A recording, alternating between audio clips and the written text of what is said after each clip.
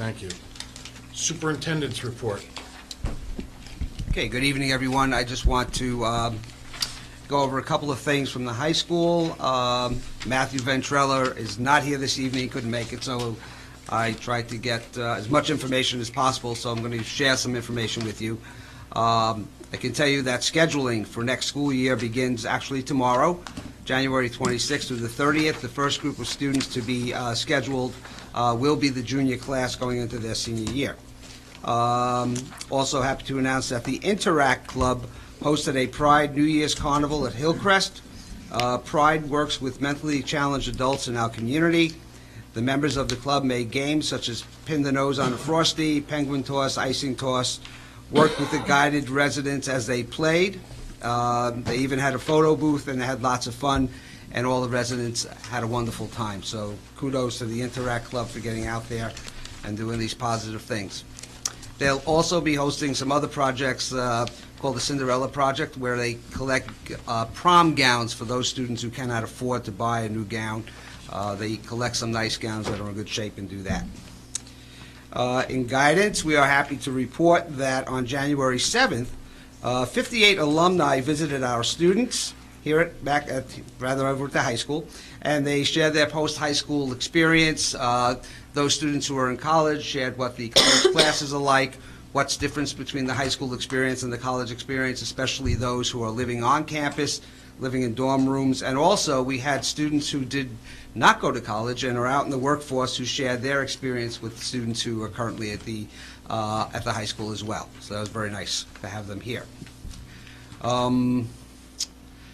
I want to give a special congratulations to one of our students, Brielle Mullerville, for scoring her 1,000th point over the holiday break in basketball versus Butler High School and also named Athlete of the Week in the Suburban Trends.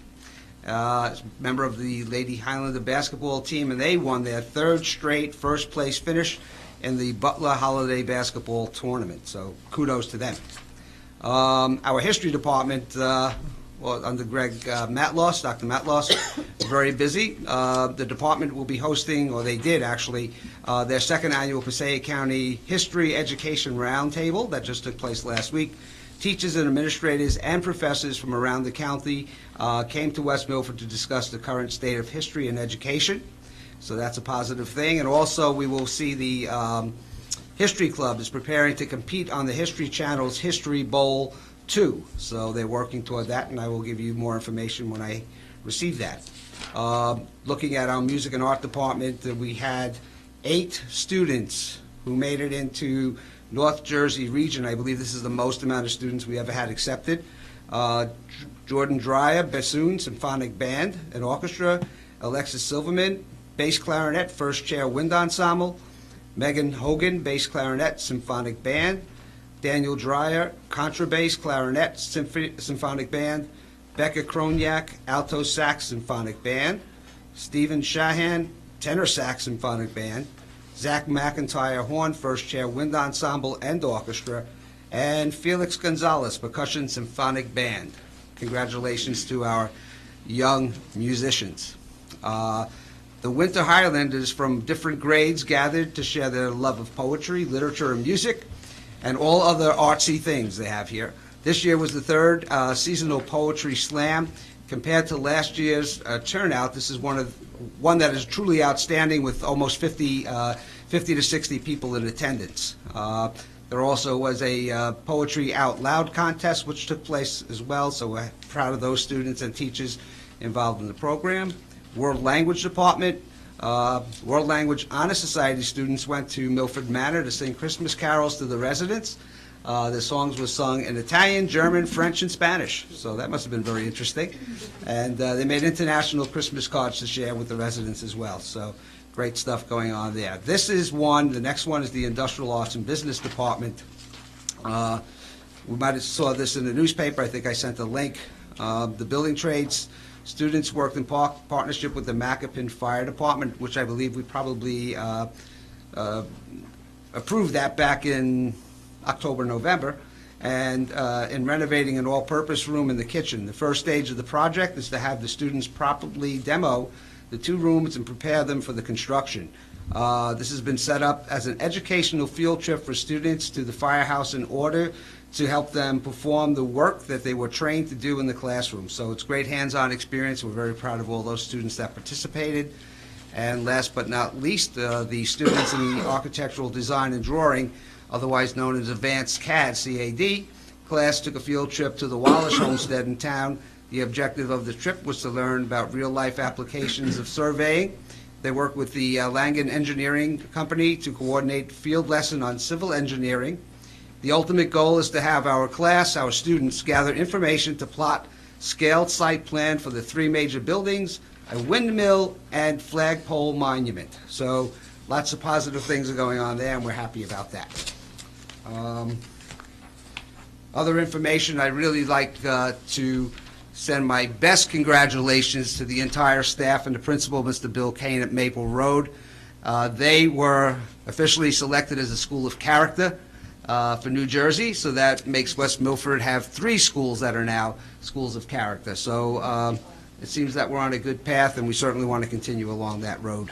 And we have a thank you also going over to Macapin School, to Mrs. Reinhold, Mr. Jocks, and the Student Council. The West Milford Elks want to thank them for their collecting and wrapping and delivering toys and books to our Toys for Tots drive on December 19th. All this was distributed. One of the moms who showed up came up and left crying because she was so happy that she was able to bring toys home for her children, because this is a very tough year for her. She couldn't afford to do so otherwise. So very proud of those students and staff involved in this project. So that's good stuff. All right. One of the things I want to talk about briefly is we talk about our goals, and I'm going to get to that in a minute. But one of the areas I'm looking at for West Milford High School is the National Youth Leaders Forum for Medicine. I'm going to recommend to Mr. Gorski and to Ms. Aronson that we participate in this group. Basically what it is we will, based on scores in science and interest in medicine, select students who we feel are capable of doing a special program over the summer. It's in conjunction with Stanford Medicine. The actual program for our students, I mean, there's various states. I would suggest strongly that they use the one or try to attend the one at Hofstra University out in Long Island. And I would like to see at least have 2 or 3 students participate in this program. I think it's in line with our goals when we talk about STEAM and all the other programs, and certainly when they're running something that has an emergency room simulation, heart transplant simulation, and they're going through all this. They also visit a couple of hospitals. The program is about 4 days. There's one section or one program that runs through the month of July, and another one during the month of August. So I'm hoping that we can identify some students and are successful in getting some of our students to be part of this National Youth Leadership Program. Yes? Does Rutgers run this program also? I think it's a different program because Rutgers is not on this particular list. Okay. Okay? Yep. So that's where we are with that. If you want to, I did, in addition to everything else I was just talking about and talking about goals, I did supply everyone with you a blue packet that has all 6 of the, my task in the, in the goal-setting process was to put together the action plans. So I did 3 action plans for the board goals and 3 action plans for the district goals. If you haven't had a chance to read them, that's fine. All I'm asking you to do at this point is review them. If there's anything that you would like to add, delete, whatever, just let me know. I'll make the modifications. But I think it's pretty comprehensive in the sense of what we're trying to do, reflecting all 6 of those goals. The only one that I left kind of open, and I just gave you some suggestions on, there was one of our goals is about redoing and rebuilding our team charter. That really has to come from you. I just gave you a couple of steps that I suggest that maybe you could review to make that happen. But other than that, I think I put enough information into the rest of the goals that certainly we can start moving on, as far as I'm concerned, yesterday. I mean, and some of the things that are in there, we already did start to implement in October and November, because I knew this is the direction we were moving in, so that's certainly what we started to do already. So please, when you have a chance, look at it, give me an email, call, whatever works, and if you want to have some discussion about it later, that's fine too. If you have any questions now, it's a good time to ask me. So hopefully that'll get us going. I believe Mr. Foodie has reached out to school boards. There is a meeting scheduled for the next goal meeting would be in May, correct? May 3rd? Okay. So, good, Tuesday evening. So that's what we're going to work on there. We got our blood board goals. Also, I wanted to point out, too, we have a couple of great programs coming up. We have one in particular on cyberbullying that'll be taking place in February. I believe it's on the 8th and 9th, or 9th and 10th, somewhere in there. Actually, the 9th and 10th. We are going to have programs for the high school, for the middle school on one day, and then the next day we're going to combine. What we're going to do, and discussing this with Mr. Novak and with Ron Rowe, what we want to do is I felt that instead of having the person go to each school and talking to a small audience, we're going to combine elementary schools and put the kids together so that there's less traveling for the presenter to do, therefore be less amount of money that we have to pay. But certainly the important message will go out to those students and have a better understanding about all of this having to do with cyberbullying. So that's part of our HIB program. There also will be a program for parents, and certainly all board members and everybody in the audience is invited. That will be on February 10th. There's going to be an evening program where a guest speaker, the same speaker who's working with the children, will also come in and work with parents and board members, whoever else wants to attend. I certainly would have no problem in inviting the entire community, those people who are interested, if we could get a big enough venue. I'm guessing at this point we would probably use the high school auditorium, but I think it's something that we should all see, listen to, and think about. So that's happening. And then last but not least, I'm going to just go over the EVVRS report, only the EVVRS, so that would be the violence vandalism component of this. The HIB report I will give you next week, or not at the next board meeting. The report is due on the 29th, so that's Friday. So I'm going to give you that information at the next meeting. So we can just do the violence piece tonight, and we'll do the HIB on the next at the next meeting. For violence at the high school, I'm going to start rather with Macapin School. We had 2 cases of violence. Now, violence, just so you know, can be 2 kids taking a punch at each other. Okay, so that gets reported under violence. At the high school, we had 5 incidents that took place for a total of 7. Vandalism would be 2 incidents that took place at the high school and 1 at Apshua School. Weapons, thank goodness, nothing. Substance abuse so far at the high school, 2 reported incidents. HIB I said I would do next time. And then as far as total schools, we have 2 at Macapin, 1 at Apshua, 9 at the high school, and 13 total district incident reports, which is not bad. All right, so we are in good shape here. We continue to look at ways to make students understand what's right, what's wrong, and to implement programs that keep them on the right track. So that's this part. So this is the EVVRS, and again, as promised, next meeting I will share, once that report is completed, the updated HIB report. Both of those reports are sent into the state at the same time. They put together. They go in as the same report. They connect the HIB to the violence and vandalism report. So we want to make sure. There seemed to be some discrepancy, as last year I was notified by one of our parents that we showed on the HIB report a total of 0, I believe was the number, or some low number at least, which we all know is not right, because we spent time and we went through the process here and we discussed what incidents took place and what didn't. So and that's pretty much all I have for now. I will save the rest for later. Thank you. Mr. Novak? Oh, wait, Oh, Mr. Asich, yes, sure. I'm sorry. What time on February 10th is that evening program? I'm going to guess right now probably 7 o'clock. 7. Okay, but I will, as soon as we have everything in place, I will give you the location and have everything set for you. You'll be invited. Will it be advertised? Absolutely. Okay. Yes. I have one question. You said with regards to the additional programs for staff and students, and Yep. you wanted to consolidate the elementary schools? Mhm. Yes. How are you going to do that? Uh, What grades? Oh, well, look, well, We're looking at combining, if we take the two schools, if we have two small schools of 200, it'll be 400. We could certainly put them into one of the auditoriums that would house those students, and we'd be fine. So it'd be like a regular, a regular good-sized assembly program. So the auditorium, either high school Or middle middle school. Okay. Okay? All right. And grades 3 and up. So it'll be Grades 3 and up, 3 and up. that was- It'll thank more or you. less be like an in-district field trip for some of the students, because they'll be all going over to another school. We've combined for assemblies in the past, and it's worked out Okay. pretty beneficial. Okay. Thank you. Okay. Okay. Yep, You're up. you're up. You're up. At a few previous meetings, I referred to the term digital citizenship. So at this point, our Educational Technology Committee has selected a date. We're offering a parent night on March 21st, which we're pretty excited about. It is still in the planning stages, but we know the outline of the event. We're going to be it's going to take place at the Maccaben School. We're going to be inviting families in for a light dinner.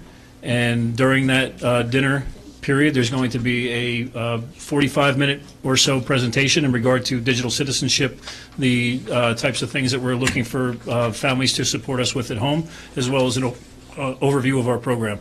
The night is then going to turn into a hands-on interactive session for parents to come in. They're going to be issued a Chromebook as if they're a student coming into our classrooms and taking part in a Google Classroom process. And there's going to be breakout sessions run by volunteers from our Educational Technology Committee, as well as past members of the committee and other teachers.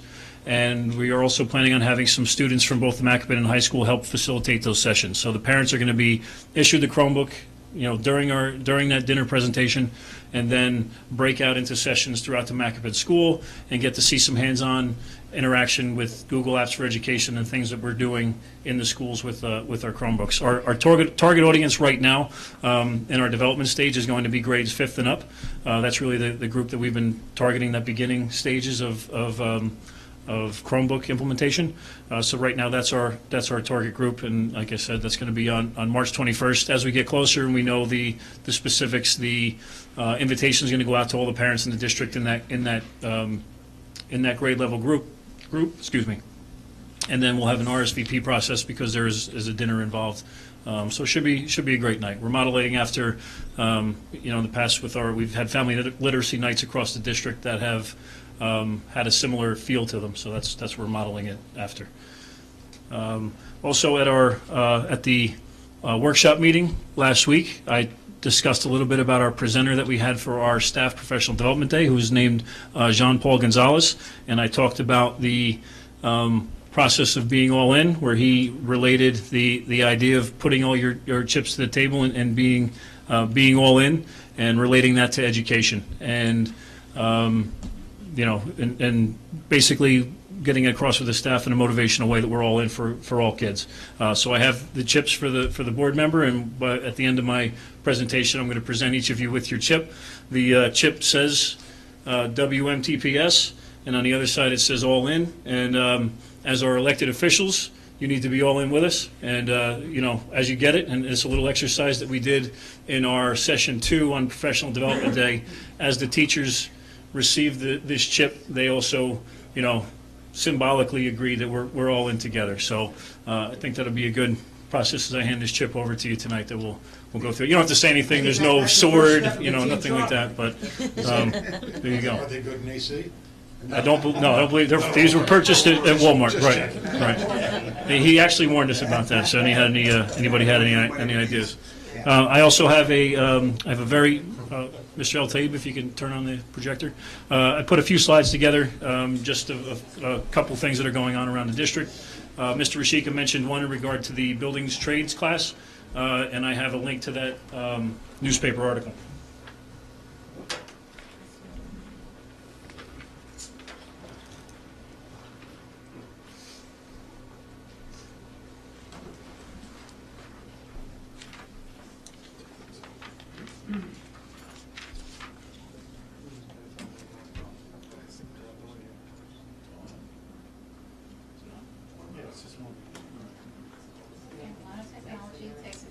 While it's warming up, I'm going to issue your chip.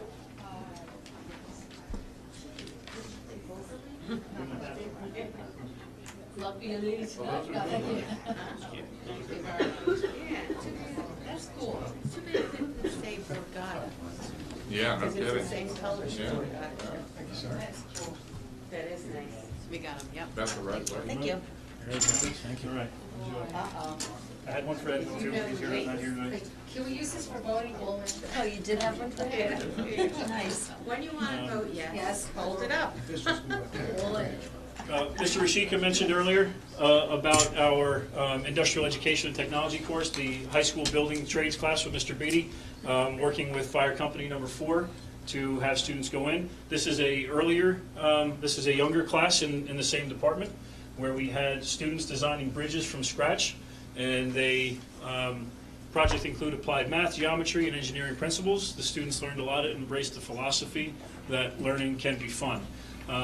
In that process, they built the bridges, they tested them out, and then they were able to see what kind of loads they could support and that sort of process. This is the article that Mr. Rashika referred to.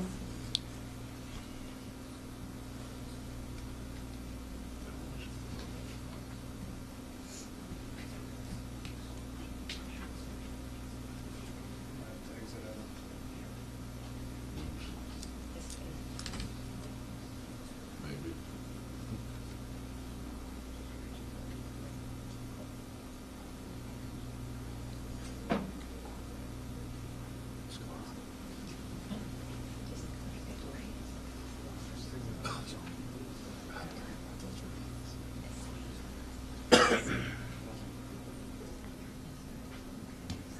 Oh, boy. All right, in the article, it shows the students in action. It talks about the process that it was actually generated from a student's idea, whose father is part of that fire company, and it was his idea to bring the class in and work on some of the demolition. They also talked about Mr. Beatty taking teachable moments and pausing the group as they were in the middle of the demolition in the firehouse to talk about building code and talk about the process and really walk away with some of that application of what they're learning in the classroom and seeing it play out in the real world. So it was a great opportunity for the students. You can leave it back on the slide.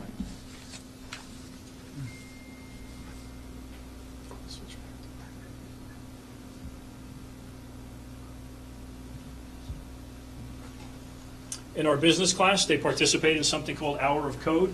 Hour of Code is a movement created by code.org. It is the basics of block coding for students of all ages, and they use, sometimes they'll use a Star Wars theme, they've used Minecraft, they use a lot of game-oriented approaches to get students interested in the basics of computer coding. And when students, you can see in the picture, the students hold up a certificate. When they complete that process, they get a little certified, little certificate that they completed their hour of code. And then it happens periodically where code.org releases a new challenge and a new activity for them to participate in this process. Our English department, at the bottom, I'm going to click on the link in a moment, they created a video to promote some of their genre-based coursework that they now have in the senior classes in alternatives to English 2 and 3 that they've had in the past, that they're able to now explore genre in a different way with some more interesting titles that the kids are really excited about. And the TV Science program helped them put together this promotional video. I'm not going to show the whole video, I'm just going to show bits and pieces, but it will be available on the TV Science YouTube channel that's available through our website.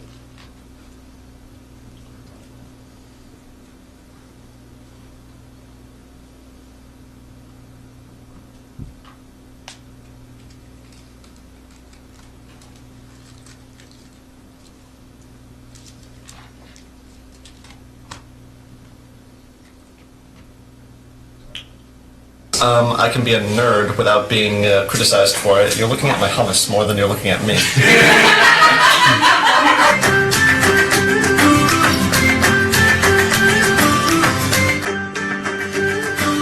So, I'm going to talk about Dune, right? So, this book is pretty much like the king of science fiction. It is like the first major work of science fiction.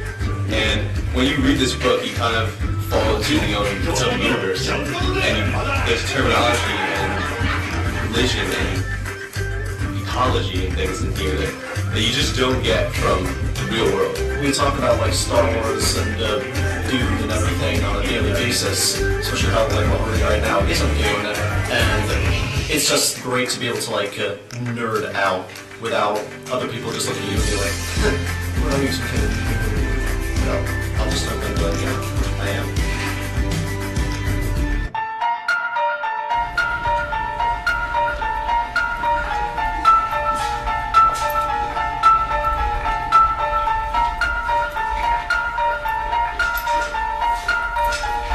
She likes to stress out. I love Gothic Lit because the whole class is like a family and the atmosphere makes it fun.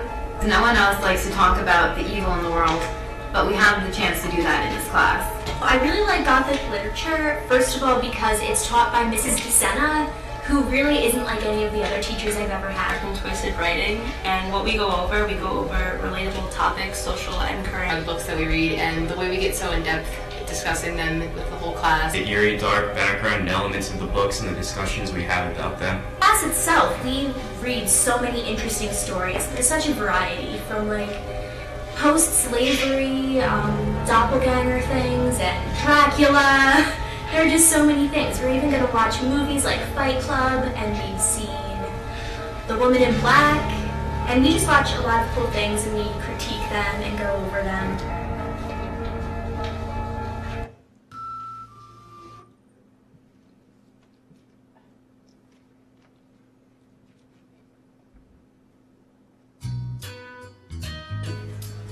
We're going to be getting a lot of cool English classes to the high school next year. And one of the classes that I really wish I could take is the memoir class. You know, you get to read about all the fiction stuff and all the other English classes, but sometimes you just want to read about real life people. In this class, we get to read about some people like Anne Frank, Alice Sebold, Stephen King, who just happens to be my favorite author. It's going to be a pretty cool class. I'm in college level English right now, and I heard about all the different English classes that are going on, and the memoir class sounds pretty cool.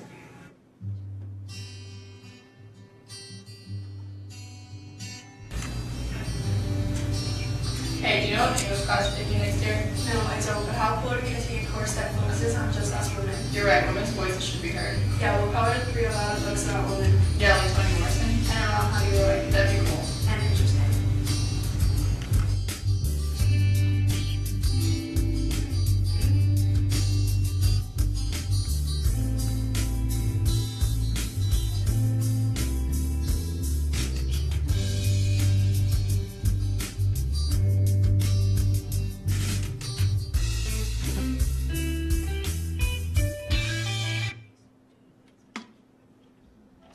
This video was, created by TV Science, but it was an attempt to promote the classes for the, different target audiences with the genre.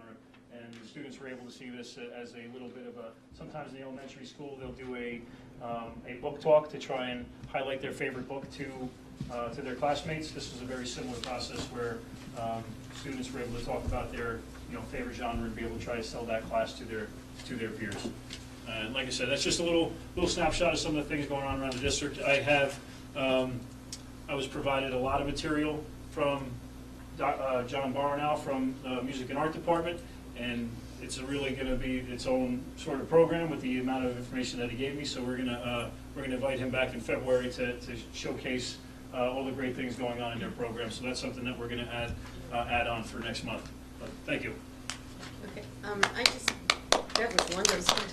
And I'm so glad, I am so happy to see that these genre courses are also including the classics, because when it was first presented, it sounded like they were just all trendy books, but I'm glad to see that the classes are, including the classics. I think it's a variety. It's, some pop culture and then some classics to round out the courses. I do have a question. We did talk about the possibility of a park presentation, comparing the scores to other local districts like us. When do you think we can have that? Hopefully before the next park. We're right? still, the state hasn't released the local scores? The scores are released, but the idea of the breakdown of the peer groups has not yet been released. Right. So Okay. usually it would be. So as soon as we have that- Last testing it was, and that's why I thought it would be a quick thing to put together, but then we found out that it's not. Not so much, okay. Okay. Before we move on, I just want to, if you don't mind, first I want to thank Dan for, who's going to supply dinner at our meeting in March. That's very nice of you, Dan. But I want to move over to, if on the hand carry, number 2, I want to do this now. It's new business, and this is Board of Education Recognition Month. So whereas the New Jersey School Boards Association has declared January 2016 to be the School Board Recognition Month, a time that all residents might acknowledge the contributions made by our local school board members. And whereas the West Milford Board of Education is one of the more than 581 local school boards in New Jersey that sets policies and oversees operations for public school districts, so on and so forth. We want to thank you for being here, dedicating your time. Those who've been here for multiple years, special thank you. And those of you who just joined us, you're going to earn it, this respect, and you have it already, but we're going to move on. And I would like to give out a certificate to each one of you in recognition of your hard work. So, Mr. Fruity, Sir, President, thank you, Tony. there you go. Thank you very much, sir. You're welcome. Did you guys figure out this is going to be real easy, right? We have a lot to learn. Are you? Mr. Drew. Here. Wire. Oh, thank you. Thank you. Mr. Huber. Brian.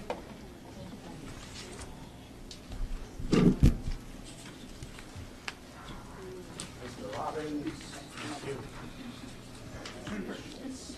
Thank you so much. Thank you. So thank you for all of you for taking the time. This is, for those of you, I'm sure you're aware, this is a non-paid position, so it has its moments of high stress, and, you know, there's lots of things that have to happen in there that need to be taken care of. So thank you very much. And happy Thank you, School Mr. Board Month. C. Thank you, Tony. Thank you. That, we're done, education report, we're done? Okay. Special reports and correspondence, Ms. Francisco? I'd like to start by acknowledging the Board of Education.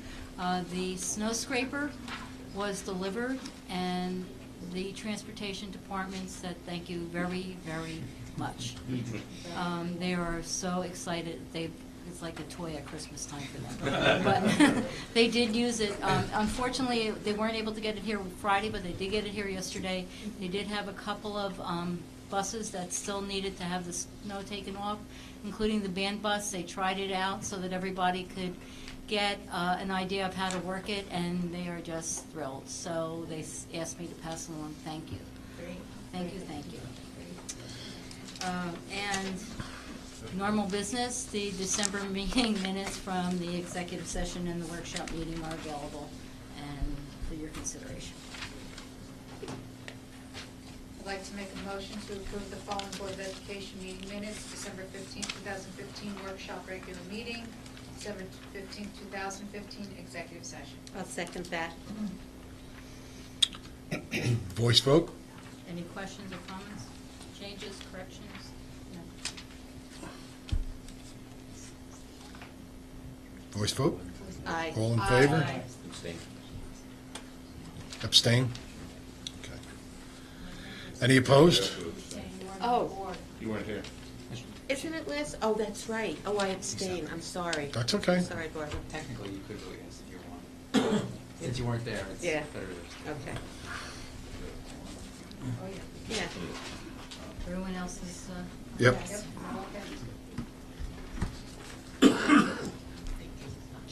Discuss legal issues in executive session.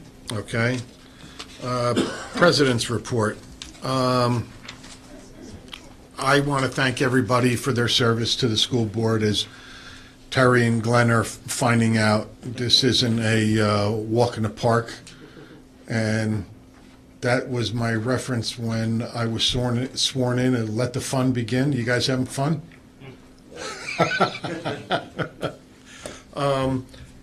My report is going to be pretty short and simple.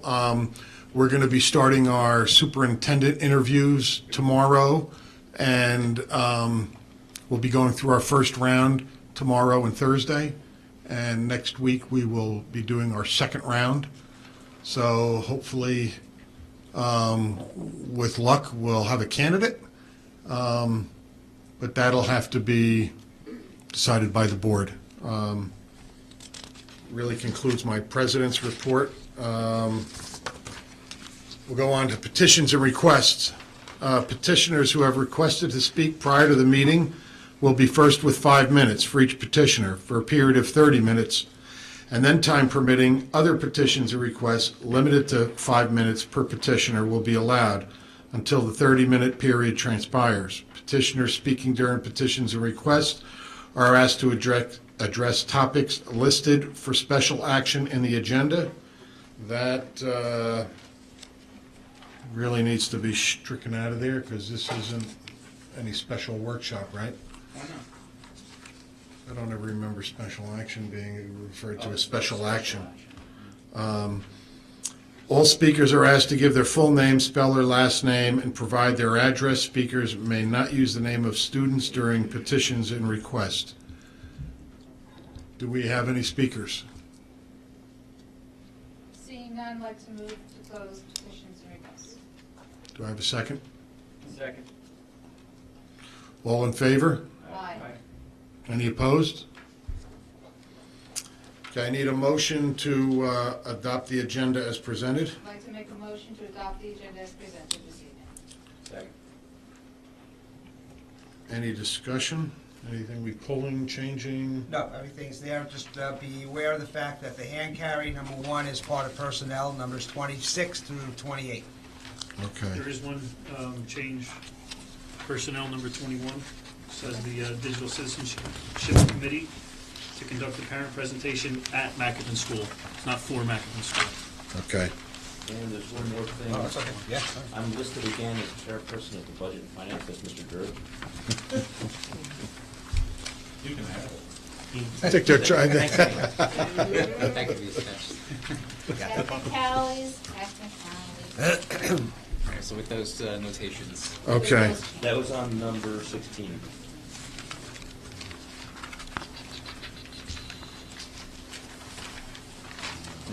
Yeah, yep. Page 8.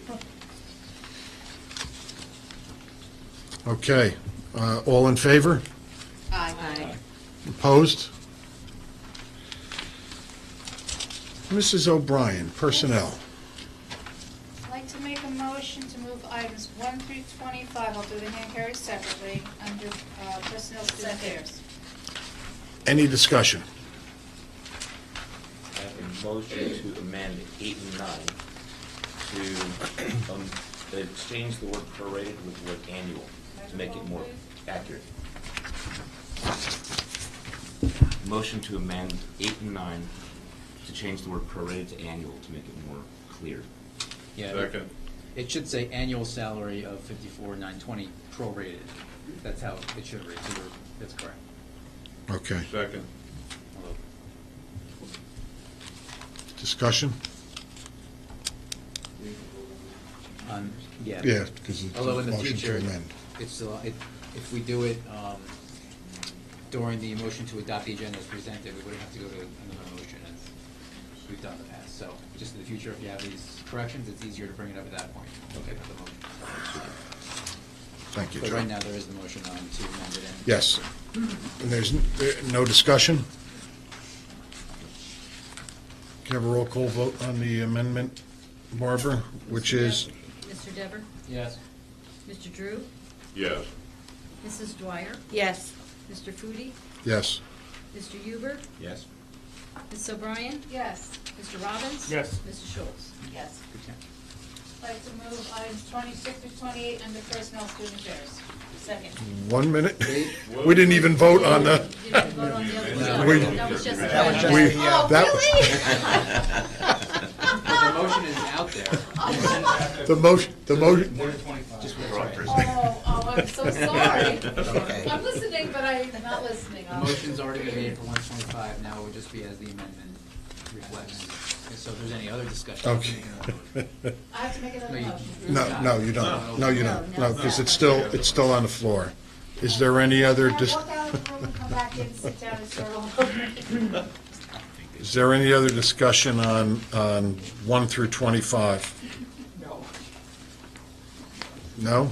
Okay, roll call vote, please, Ms. Francisco? Ms. O'Brien?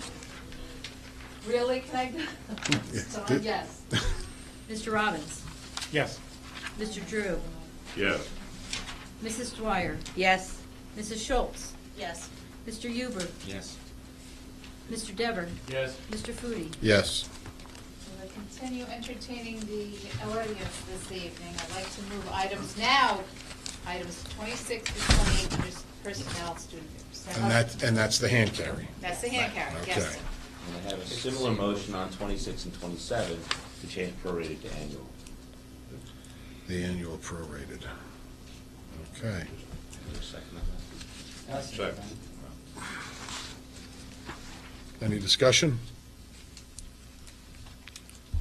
Roll call vote, please, on the amendment to number 27, 26 and 27. Mr. Dever? Who was the second on that? I was. Mr. Drew? Yes. Mrs. Dwyer? Yes. Mr. Foodie? Yes. Mr. Huber? Yes. Ms. O'Brien? Yes. Mr. Robbins? Yes. Mrs. Schultz? Yes. Okay, we're going to You have move. to Move now vote on 26 this one. 26. Oh, you're right. Boy, now I just pulled a Debbie. It's contagious. I'm going to find that in the dictionary. I pulled it, Debbie. All right. Is there any discussion on them? All right, any discussion on the 26, 27, and 28?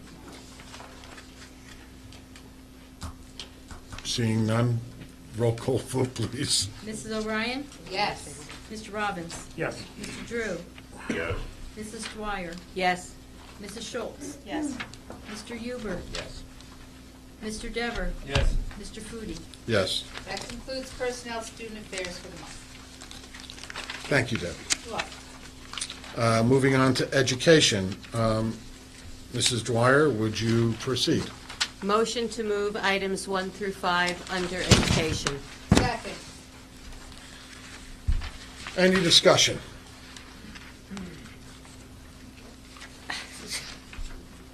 Yes. Okay. Mrs. Dwyer? On number 5, I would like to see, and I think we all would like to see, more specifically what these trips that these teachers or these school business days, more specifically what they're going to accomplish. Just saying professional development related to curriculum, I'd like to know how that's going to affect their classrooms. That's just, maybe that's nitpicking, but, When they return, they have to complete an evaluation form, and they Oh, have to okay. answer those specific questions. okay. And I don't, do they have access to that? I No. don't think so. I review those. Yeah, because Oh, there's an yeah. explanation before they go, and then one Because when they come back in. some Yeah. of the explanations were very good, but some of them were very, very vague, and I just, Is it Okay. unreasonable to ask to see yeah, is that unreasonable? that short section, you fill out what you get out of it? A condensed version or something, I don't know.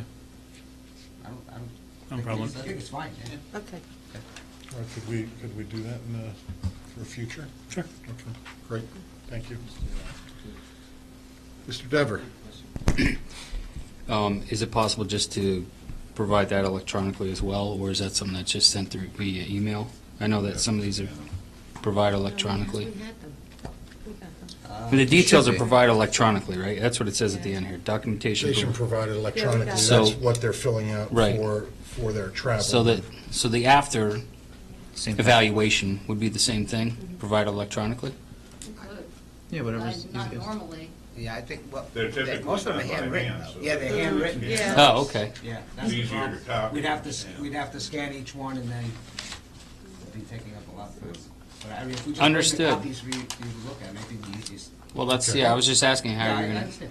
I mean, if it was online, I'd be happy to just, Okay, so if we're curious about how they felt after the course or whatever, is it something that we go to the board office to investigate or look at, or we how? can bring it to a workshop meeting or whatever. Okay, Then we can perfect. review That's it all I'm even asking. before the meeting starts, we can Whatever. review it. That's fine. Okay? Thank you. You're welcome. Okay. Any other discussion on 1 through 5? Mr. Drew? I would like to come in, I think it was item number 3, where we are paying for travel to the holiday weekend. I think it was item number 3, where we are paying for the travel and to Model UN, and that is just such an outstanding program for these kids. I'm so glad we're doing that. You know, I wish there were more kids doing it. It will change lives. That 181.25 is per student? Which one, what are we on that same? Right here. Right here? You know if that's per student? Yeah. That's per student? Yes, that's the cost per student. Any other discussion? Roll call vote, please. Mr. Mrs. Roberts. Francisco? Yes. Mr. Dever. Yes. Mr. Drew. Yes. Mrs. Dwyer. Yes. Mrs. Schultz. Yes. Mr. Huber. Yes. Mrs. O'Brien. Yes. Mr. Foodie. Yes.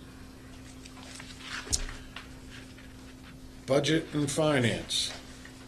Even though it says Mr. Huber, I'll pass that on to Mr. Drew. Can I pass it back to Mr. Huber? I'd like to move items, I guess, 1 to 9, excluding 6. 1 through 9, excluding 6. So you want 1 to 6 for... 5, 7, 8, 9. You want 6 for a separate vote then? Yes. Okay. Second. So 1, 3, 5, 7 through 9. Okay, any discussion? I have a motion to adjust number 4, the word disposal, change it to sale. Last week I understood that this is something that we're going to be receiving money on, right? Right, but Yeah. we're disposing it because it's surplus.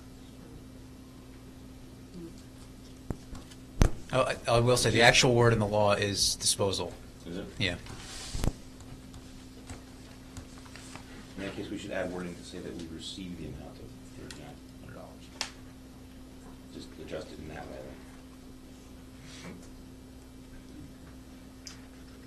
For the amount, or something. For the amount of $3,900 received by the district. That's fine. Second. What- Are we changing this resolution? To clarify that the $3,900 was received by the district.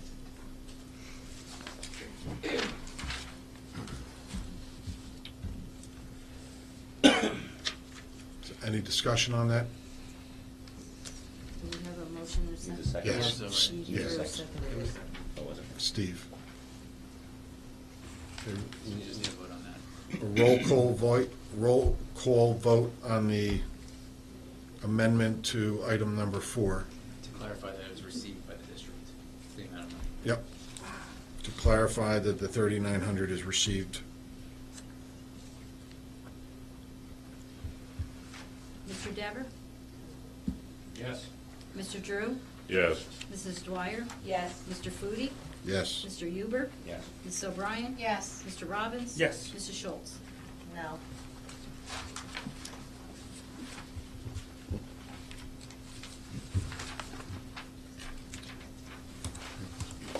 Now it's, the motions are still on. Yep. I have a question with regards to number 5, Barbara. Morris County Co-op from Allied Oil Company. This is for fuel oil. Do we normally pay a delivery charge per gallon? I mean, I don't ever think that that's something done for a homeowner, and I'm kind of surprised that, I believe that this is oil for Apshua and for UGL. okay, but we pay a delivery charge for that? It's part of the co-op, yeah, the bid. The question, no, If, Mr. Huber? if, At a delivery cost. That's what the per Yeah, gallon so cost. if we have 1,000 gallons delivered, we're going to pay a $179 delivery fee for that. so now, well, the thing is, if the co-op is cheap enough and the delivery cost still keeps it under the commercial cost of other companies, it's worth it. I'm assuming that. Understood. Well, if we don't use a co-op, we have to go out to bid for the fuel. The co-op has You, already. you pay that on your home heating oil anyhow, they just include it in there, and it's the reason you pay a higher price for them to show up at your house. So one way or another, you're gonna pay that. It's like you can pay a higher airfare and no fee for baggage, or you can pay a lower airfare and a fee for baggage. You're gonna pay the fee one way or another. And I just want to clarify, the co-op has already gone out to bid, so this is the lowest price that they received. So they bid on our behalf, rather than us doing it on our own and not knowing what we're going to get. And because they have many contracts, naturally, they're going to get the lowest possible price because it's an aggregate of many districts. Could just for my own peace of mind, could you send us or send me the price per gallon, just out of curiosity, if you don't mind? Thank you, Barbara. Any other discussion on items 1 through 5 or 7 through 9? Okay, roll call vote, please. God, can't speak Mr. tonight. O'Brien? Okay, this is 1 through 5, 7 through 9, Barbara? Right. Yes. Okay, just double checking. Mr. Robbins? Yes. Mrs. Schultz?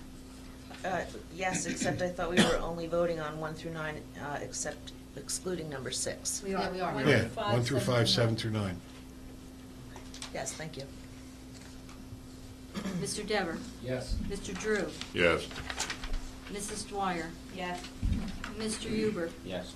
Mr. Foodie? Yes. I would like to move item number 6 regarding replacing the siding on Second. the admin building. Second. Discussion. Rodney? We talked about, I believe it was back in, during our reconfiguration meeting, January 5th, about, kind of generating a list of items that, need repair. So I think this item is no different. I would highly recommend that, the board receives kind of a list, a wish list, or a list of items that will take us through this year, so that we can prioritize which items possibly is more critical than others. I know that the siding obviously will certainly improve the maintenance of the building and will long last for years. However, it may not be the hottest point. We've had a number of bomb scares and different activity at the high school and other schools. So I would just want to make sure that, we are covering ourselves for any additional improvements for safety. Have a list, so this way we can pick and choose that we are picking items that are desperately needed, and that they just don't come up as these meetings, that we attend each month, that they don't just show up trickling in. I'd like to see a list. We talked about this at Budget and Finance, and we talked about it last week. We're having an issue with woodpeckers. We've had to replace some of the sheathing because it rotted out, so we did have to replace a section. And then we also have an issue with woodpeckers. I did have a conservationist come in to try to do something to scare them away, but the spinnakers or whatever they put on the outside of the building seem to be much more attractive. We are having a problem with the woodpeckers, the holes. If you had an opportunity to look at the photographs that were in the board members' webpage, some of the holes are getting pretty significant. So we talked about getting updated prices. We talked about comparing the siding to make sure that we were getting, apples to apples, although I hate that phrase, apples to apples. And this was the best price that we could get. There's a number of, about 60% of the building, the sheathing needs to be replaced. It's in pretty significant disrepair. And it's been a topic that we've discussed budget-wise amongst, the administrators over the last 5 years that I've been here, but it's always been a low priority until the woodpecker decided he wanted to try to nest in our building. So that's where we are today. Barbara, I'm sorry. Hold up there, Mrs. Schultz. One of my questions was going to be, did you receive any other bids? But you just mentioned that this was the lowest. Right. But still, my question would be, what is going to prevent the woodpecker from pecking at new siding, besides those? I don't think he can get through the siding. I brought a sample here so that everybody could see it. It's not the most expensive. It's the middle of the road, but I don't think he's going to be able to get through here. I don't know. Those pictures. Where there's a will, there's a way. I don't know. Now, Mrs. Dwyer. Thank you. On the proposal, the proposal says that the company will replace the plywood. That's but the sheathing. Oh, okay. That's the rotted areas that Okay. are. This is the T111 that siding. the siding would have to adhere to. Okay, thank you. And a lot of that has nothing to do with the woodpecker, I can say. It's just aged, it's rotted out. We had one whole section on the front right-hand side as you face the building that had to be replaced last year, and we're starting to see that around the buildings. And I think there was mention of carpenter bees also being in there, so I think it's just time to... They visit me every spring. Carpenter ants or bees? Bees. Okay. Mr. Huber. All right. There was discussion, and it makes sense. Woodpeckers are attracted to bugs. That's why they're pecking. They're looking for food. So I don't see anywhere on here any allocation for money for extermination if it's necessary. We have the exterminator there on a regular basis. Is it under warranty? They come in every month. The exterminators come in. Oh, you have a contract? Yes. Okay. Any other discussion? Mr. Drew. First, this is a very good price for this, I think. My concern here, honestly, is that this is kind of sending the wrong message to all the things we need to do in the district to spend money on. I can't hear you. Sorry. My concern is that this is kind of sending the wrong message with all the things we need to do in the district, spend money on the administration and admin building. I would personally like to, and I'm sorry, I had asked to look at it, and I accidentally, I didn't mean to micromanage, but I walked past the building and looked at it. And it seemed to me that we could probably prep it and paint it and do that more cheaply. I would like to see a bid for that before considering replacing the siding. Well, painting it is not going to stop. We have rotted wood there, so Yep. you just can't paint over it. We've already replaced a section in the front of the building because the water was getting inside of it because it was breaking apart. It's not even wood. I believe it's a press board or something. Yeah, it's a T111 siding. So it's not anything. Like a particle board. Yeah, it's particle board. So through the years, it's just started to rot. If you go into the back of the building, it's all rotting out. So for somebody to paint it, they're going to have to replace the sheathing anyway. They're going to have to replace the wood. Mr. Dever? Barbara, I just had a quick question for the 27,650. The people that examined the building siding, they said that this is probably our best avenue of fixing this, the rotting wood, the woodpeckers, the bugs, all the stuff that's happening here. Does this seem to be, are we going to spend like 3/4 of that to fix it? Or would this be better just to redo the siding? I mean, obviously you're hearing this from the people underneath you that are informing you that this stuff needs to be done. I mean, I kind of agree with Rodney with kind of a list, a heads-up list of the things that are coming up in the next year, maybe for consideration, but I would vote for this if this is what we need. Do we need to do this? I mean, it sounds like we have some issues. Well, if it wasn't for the woodpecker, you probably wouldn't have this in front of you, but he's on 3 sides of the building now, and the holes, he's insistent. And He sounds like an evil woodpecker to me. It really does. We're very social. I really, I don't, it's I mean, up who- to the board.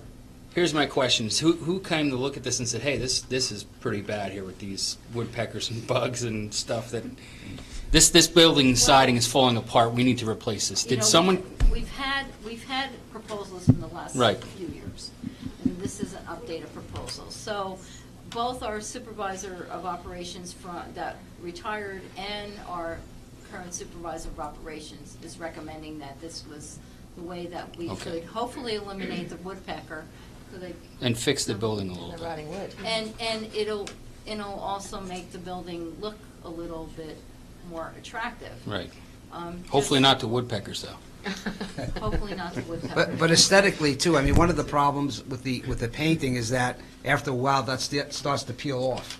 So, you're probably gonna have to paint every 2 to 3 years if you're gonna paint it. So you have to look at the amount of money you're gonna spend doing that every so often as compared to putting the siding on. So that's something to consider too. Board's pleasure. Mr. Dwyer. On the proposal, there are 3 prices. There's Right. $30,450, $27,650, $26,800. And then there's an additional $2,500 and then an additional $690. So is the price really going to be $27,650? Yeah, the additional 2,500 would be if we chose a premium color, which we would not. Okay.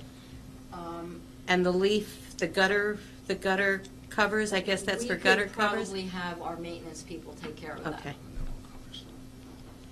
The leaf covers, basically, that's what they are, just leaf Yeah, covers to they're stop. good. We have 'em home. That way you They're don't have to wonderful. have staff going up and cleaning the gutters, and they stay cleaner. I just wanna So- make sure We that never had that, gutters until last year when the soffits fell off with the ice. Yeah, but- Because Why the wood's rotting. The icicles were like this long and it ripped down the soffit 2 years ago. So we just got gutters in on the north side of the building. Mr. Joe. God bless you. God bless you. Thank you. A couple of people have asked what else is a priority, and I know we've discussed a few of these things. And so I guess I'll take responsibility for not having the form just didn't, but maybe what I should do is make some kind of report of other things to be considered, which I will, so we can discuss whether that's a good way to do it. The elevator in the high school needs to be repaired, and at the moment, it's a problem with disabled students who need to use the elevator, and so it just absolutely needs repaired. The front steps at the high school cannot be used, and there are, those steps in the main building are falling apart. Right, but they're usable, they just need to be replaced because we've been losing the Okay, so litter. they're usable and. They're usable, but No, they're dangerous. They're Yeah. going They're into very disrepair. dangerous. We're trying to repair them before anything breaks apart. And part of the problem there is that it's masonry with concrete, and when you put salt on it, it decays every time you do it, so we just keep replacing these things.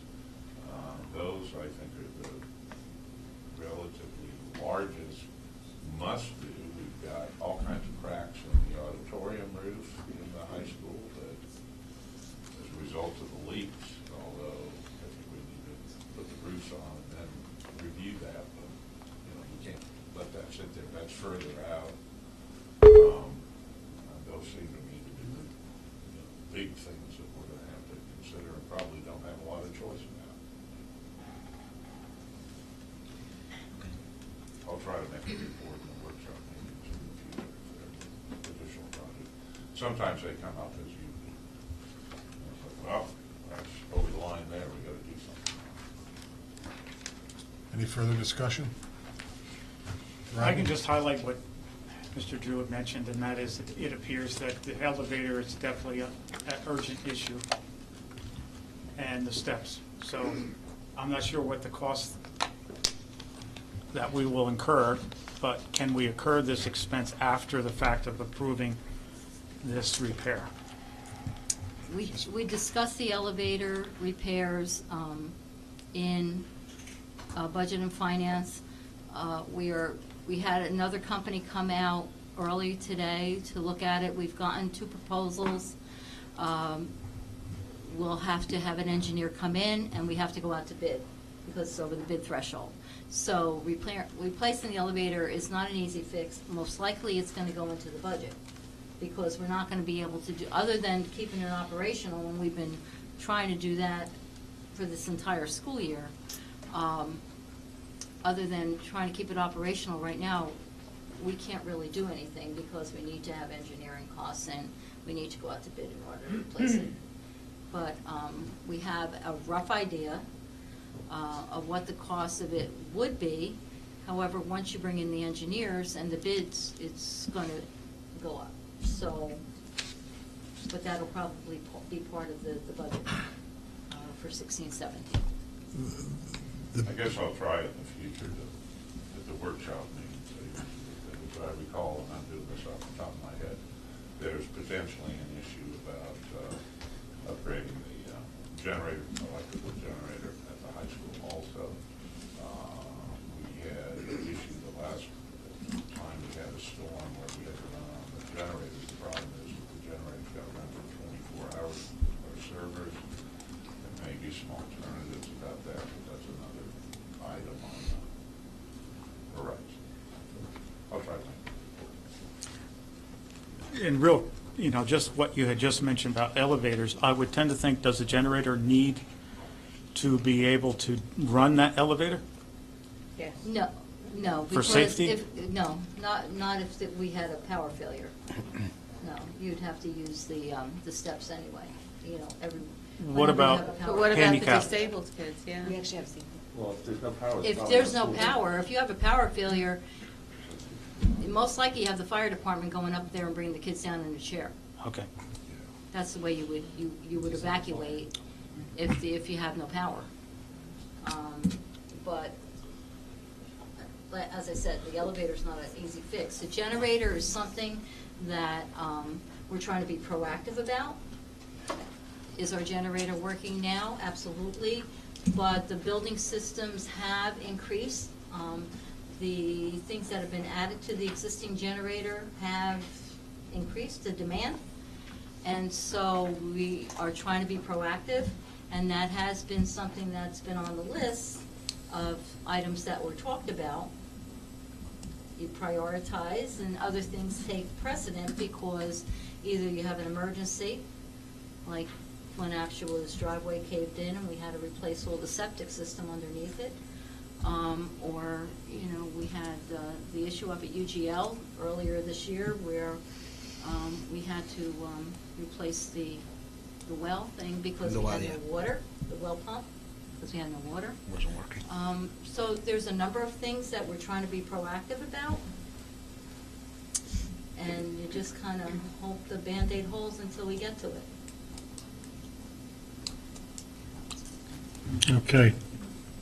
I'd like to call a question. Number 6. Roll call vote, please. Mr. Bailey? Yes. Mr. Dever? Well, with all the bugs and the woodpeckers and the rotting wood, I'm going to say yes on that. Mr. Drew? Yes. Mrs. Dwyer? Yes. Mr. Foodie? Yes. Mr. Hubert? Yes. Mrs. O'Brien? Yes. Mr. Robbins? No. Mrs. Schultz? Yes. Thank you.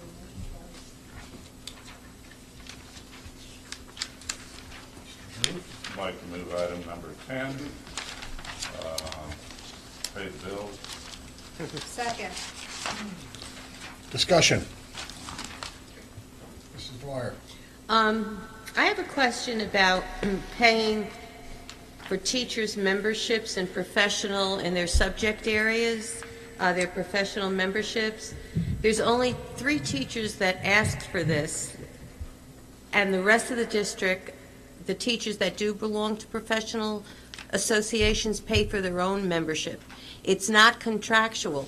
Why are we paying these 3 memberships? Usually when the memberships come across for payment, it's because there's student involvement that if we don't pay for it, the students can't participate in certain activities. Because I saw 2 things. I saw the cost for the conference, and then I saw the cost for the membership in the profession. Oh, okay. Well, that's not nice. It's usually tied to a student event. Okay. In order for different, I've asked that question in the past. Yeah, it's not for, to pay for any kind of certification for what they're doing normally. This would be stuff or tasks that we want them to be on the classroom. So that's basically what happens. So in order to make that work, they're willing to do it, but you have to pay for the training aspect. And I have another question. Why are we buying an exercise bike for a phys ed special class? needs classroom? For phys ed. It's a special needs classroom. Well, I would need to see it first, but would just to reference it again? But I forget. I just took notes. Do you have the page number, Mrs. Ware? Of course not. Maybe I have it. No.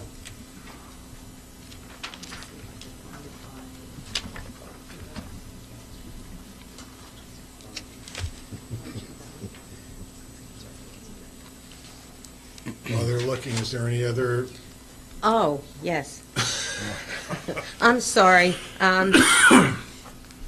The Highlander Academy, since July 1st, it looks like we've spent $62,009.80, and this includes administration by an outside facility, utilities, and a lease. Is that correct? Since July 1st, 62,000? I'm sorry, I can't. I think. I haven't mastered it. Oh. Things at once. Please. Okay, I'm sorry. Well, he asked if I had anything else, so. Just trying to move it along. Okay.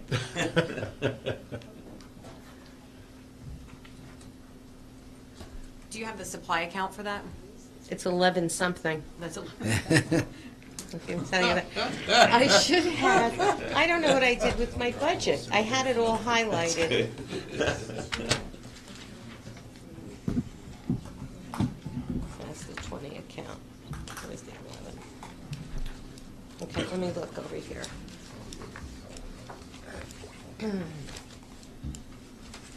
But I think I can answer that question a little bit. The lease on the building is X amount of dollars per month. I don't know the number off the top of my head, but certainly a couple of $1,000s. And then what we pay for our portion of the utilities at the Highlander Academy, we share that building with the preschool program, so that we don't pay the entire expense.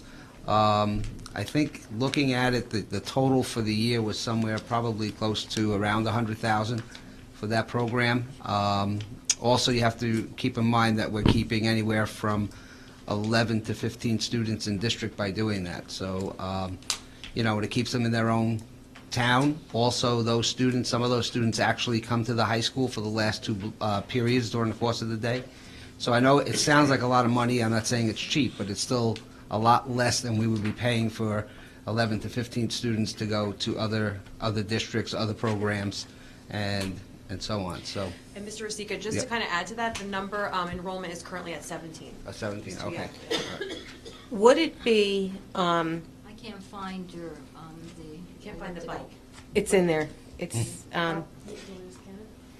would it be less expensive for us to use our own administration to oversee that school rather than paying an outside company? I mean, we have a lot of good people in this district. The answer is you would have to have someone who's certified to be there, and whatever position they're currently in would have to be left to go over there and run that program. Now, specifically for that program, and I think Dr. McQuaid can back me up on this, is that you need someone who's trained, has that background in special education and dealing with those students with those needs. So, long and short of it is, yes, if there's somebody available, absolutely, but if they're already in another role, then you're going to have to replace them somewhere else. There is a lot of, I hear it many times that it's a part-time position. It's really not a part-time position. I mean, I don't know why I wasn't here at the time, why it was listed like that. The principal the administrator who runs the building actually is here every day and has been doing an excellent job. So it's not like he's here from, 10 to 2. He's here in the morning and he leaves when the students are done with the school day, and often he will attend meetings and be involved in other things. Is he there on Fridays? He is, Yes. and He he is. is, and actually, if Okay. I could just support also with what Mr. Rashika is saying is, he does have a principal certification, but also has a history of Director of Special Service background. So I do believe that level of expertise helps when you're balancing site administration as well as a variety of disabilities. With 17 students with varying types of disabilities, you're talking about a very unique population that does take it really is a specialty area. So I will just say that I do feel the administrator we have in there right now does suit the program very well. He's in very early and opens up the program, stays late. Administratively, when we have meetings or anything else we're doing, he's readily available. So I will support him at this time. Sorry, Ms. O'Brien. Doing your job, my dear. Go ahead, Debbie. Since we're approaching 9 o'clock, I'd like to make a motion to extend our meeting until 9:15. Okay. I would say, to get back to that topic, Ms. Dwyer, I'm not going to be here much longer, but, I think the goal somewhere along the line should be to try to move that into one of our existing facilities, if at all possible. When we look at the possibility of spending money in other areas, perhaps that should be one of the areas we look at. And by doing that, you would invest in your own building and then save the money on as far as doing a lease or something like that. So I think that's something we have to look at seriously. All in favor of extending executive session till 9:15? Aye. Aye. Any opposed? Thank you. That's okay. That's okay. We're looking through the bill list and we're trying to find the. Goodbye. I have it highlighted at home. Yeah, I did. It's too bad you didn't email. It doesn't say, I don't think it says anything more than that it's for a special needs class. Yeah. And it, If if I knew the account code number, then I could reference in my head to what budget line item it goes to, and then I would be able to give you a more definitive answer as to where it comes from. I don't know if that's something that I could get back to the board on, or if it's something that has to be decided right now. Generally, the stationary bikes, my experience in running autistic programs, many times that's put into a classroom for those students to use as an exercise tool, and also for some kind of behavioral modification programs that are put in place. So that's pretty much, I think, the direction we're moving in based on what I'm hearing and what we've discussed in the past. And then the only other thing that I can comment on is I could say that we have ordered bikes in the past. For our resource center classes, we did a pilot program through the Educational Foundation where we piloted it with students to get their feedback from a survey on if they needed to take a movement break instead of like leaving the classroom to go for a walk, they would instead go on a bike as they're reading or it actually had a desk on it where they could continue to work on the bike. So I don't know if it was that type of bike. I know also, speaking of behavior modifications, at one point somebody came to me to ask if they could add a bike at Highlander Academy for, again, the same thing, releasing energy as you're still learning and for instruction. I just didn't want to speak to say, yes, that's exactly what it's for if I don't have the information in front of me. Can we call the question? We can, but I know I have a question. I think Mrs. Dwyer had some other things. Did you have anything else that you wanted to? Well, these are things I think I can meet with Barbara about. Okay. The only other thing was the cost of the food service since July 1st. $33,235.21, and that's for all areas of management and serving except for repairs. And I thought, boy, for a quarterly, that seems so high. That's the. It's over, but there's a fixed amount, but you have to realize it's 3,500 students that are going through. Now, not every student buys lunch. Didn't we just do a breakdown at the last meeting on the actual cost and how much money we had to transfer to? The auditors. Yeah, on the auditor's report. So. Okay. I thought it was only like Yeah, that's 66,000. basically it. Something, yeah. And I was just surprised that we're still using propane in our kitchens. I think that some of the buildings aren't equipped for natural gas. Okay. In some cases, so, yeah. I have one question on the bills, Barbara, and it's pretty easy. Under library supplies, it looks like we have a credit going in for the cost of the Record newspaper, $111.80. But then I see that we're paying that out of board dues, membership dues, Well, the newspaper is delivered to a number of different places. but it's with Mrs. Nebeker's name on it. In board dues also? And board dues also, yeah. She might be our point person, but. But we also get it delivered to the administration building. She's in trouble. Okay. All right. And then the only other question, aid in lieu of. I will definitely double check on that though. Okay. But aid in lieu of, those are transportation costs. I see 884 and 442. Those are Aid in lieu is for reimbursements. students that live that are going to school out of district that are entitled to The transportation costs. transportation. Okay. So I thought, I just wanted to make sure. Any other questions on bills? Roll call, Barbara? Mr. Bailey? Yes. Mrs. O'Brien? Yes. Mr. Drew? Yes. Mr. Dever? Yes. Mrs. Schultz? Yes. Mr. Robbins? Yes. Mr. Huber? Yes. Mrs. Dwyer? Abstain. Mr. Foodie? Yes on payroll, no on bills.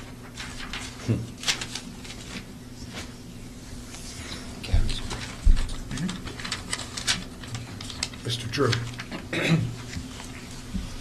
I would like to move item number 11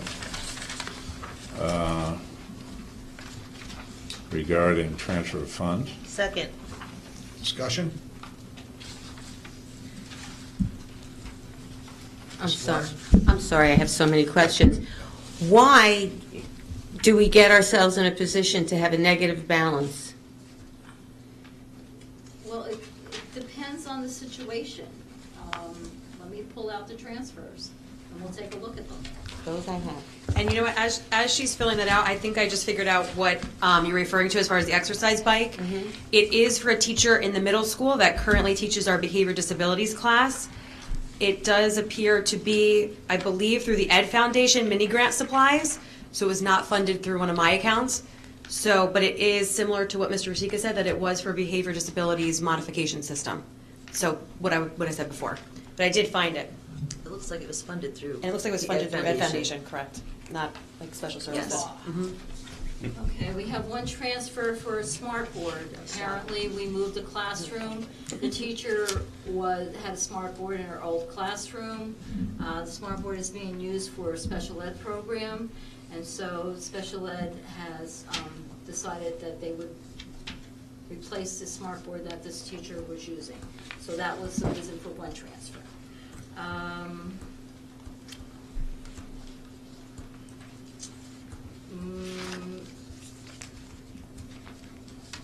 Maple Road needed to buy 2 walkie-talkie bases because they were in different ends of the building, so they couldn't, so they bought 2 new bases. They didn't have enough money.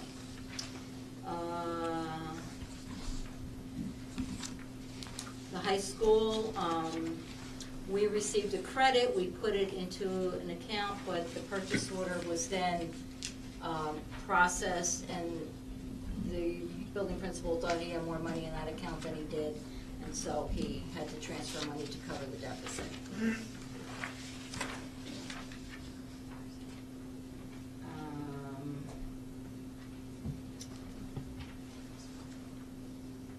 That one's in. Explain it. This one. You want me to explain that? Sure. A security radio was also purchased for our new multiply disabled class at the high school. So that's why money had to be transferred out of our resource center textbook account over to cover for an extra radio for security reasons for some of our students with some more significant behaviors so that we could reach administration if we needed to. There was professional development for some staff members. There was not enough money in the staff, professional development account. And so Westbrook School had to transfer money for staff development. They purchased some support. They had some supplies that they needed for school administration. They didn't have enough money, so they transferred $50.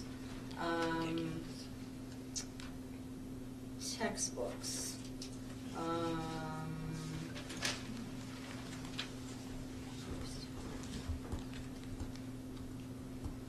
They were purchasing textbooks at the high school, and they needed to take money from the elementary schools in Macapan in order to purchase the additional textbooks that they needed.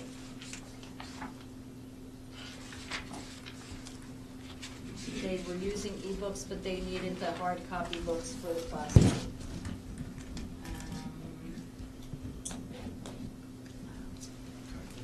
Field trips.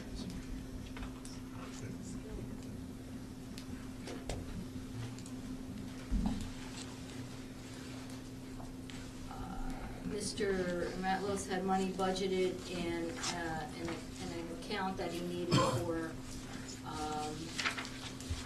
field trip entry for admission. Okay. So it's for various different reasons.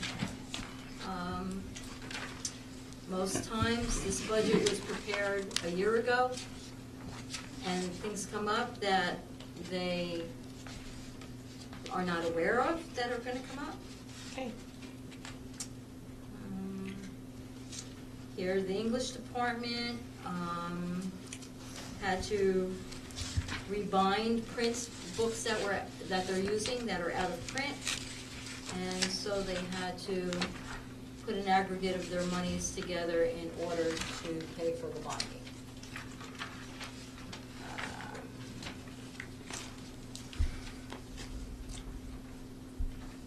Staff development is going from one account to another because we have individual accounts for every building. Okay. That's satisfactory, Ms. Dwyer? Yeah, I don't understand how people can't budget their checkbooks, that's all. Yes. Mr. Dever? Yeah, fellow board members and the public out there and TV viewers out in TV land, I just wanted to say, please don't misunderstand me, anybody, any of these groups I just named. The workshop meeting that we do has all these items listed on it. And I know workshop was a long time, we spent a lot of time, but now we're turning the regular meeting into a lot of time. Please don't misunderstand what I'm saying, because questions do have to be asked. But it's just, I'm hoping that we can stick to this regular meeting agenda and continue with the approvals here that need to be approved. That's all I'm saying. If I Please could don't just say, misunderstand me. With a $72 million budget, it's virtually impossible for you to stay within the guidelines of the individual expenditure lines that you develop, because you have no way of knowing what your total expenses are going to be and things that you need from something that's developed a year ago.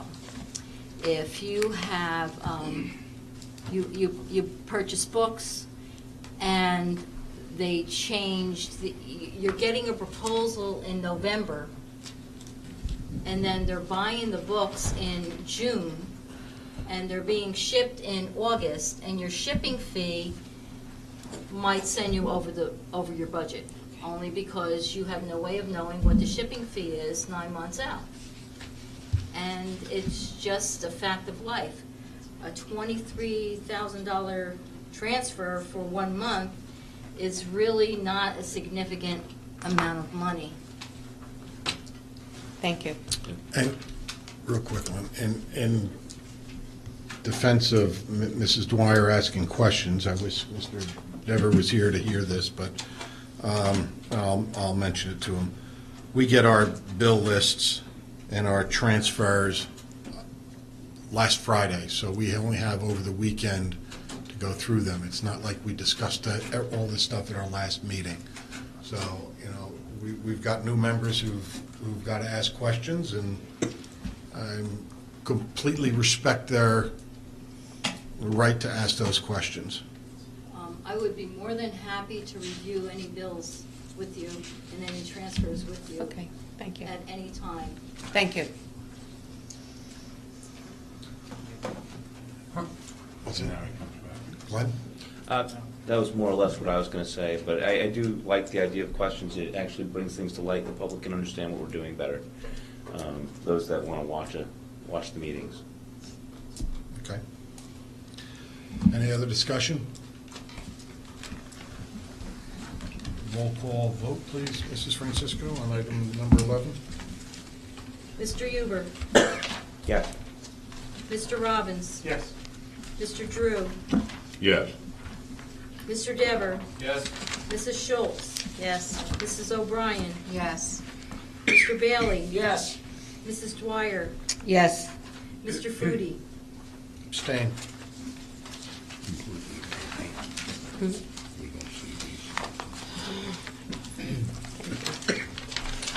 I would like to move items 12 and 13. Second. Discussion? Mr. Drew? With regard, I guess this is the appropriate place to bring up board secretary's report. You know, I think we're doing well at this. I am concerned that we are accumulating excess surplus. At least partly, we know we've swept some of the funds a few years back when governors changed and they said, oh, you guys are a rich district, we'll take some of your money. My guess is we'll have a change in governors. Well, in fact, I think we're guaranteed we're going to have a change in governors again. I'm sorry. Use your microphone. Sorry. But the biggest issue is that we are accumulating excess surplus. We're collecting more than we need, which is financially good for the district, but not necessarily for the voters.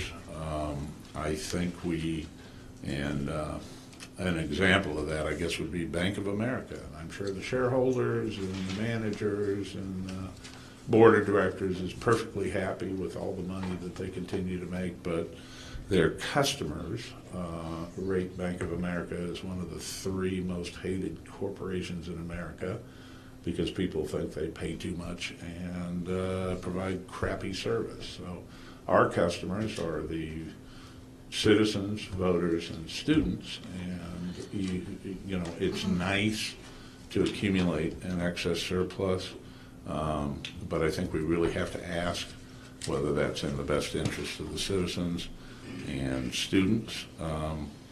I think the voters showed a lot of confidence in us with the vote that we received on the referendum, and we owe it to them to be honest about what we need. If we don't need the money, we shouldn't ask for it. And so yeah, that's the entire extent of my comments on that. I'm not quite sure why you feel that we're accumulating a lot of excess surplus. We're only halfway through the school year. We haven't paid out a retro yet on our salary agreements. So I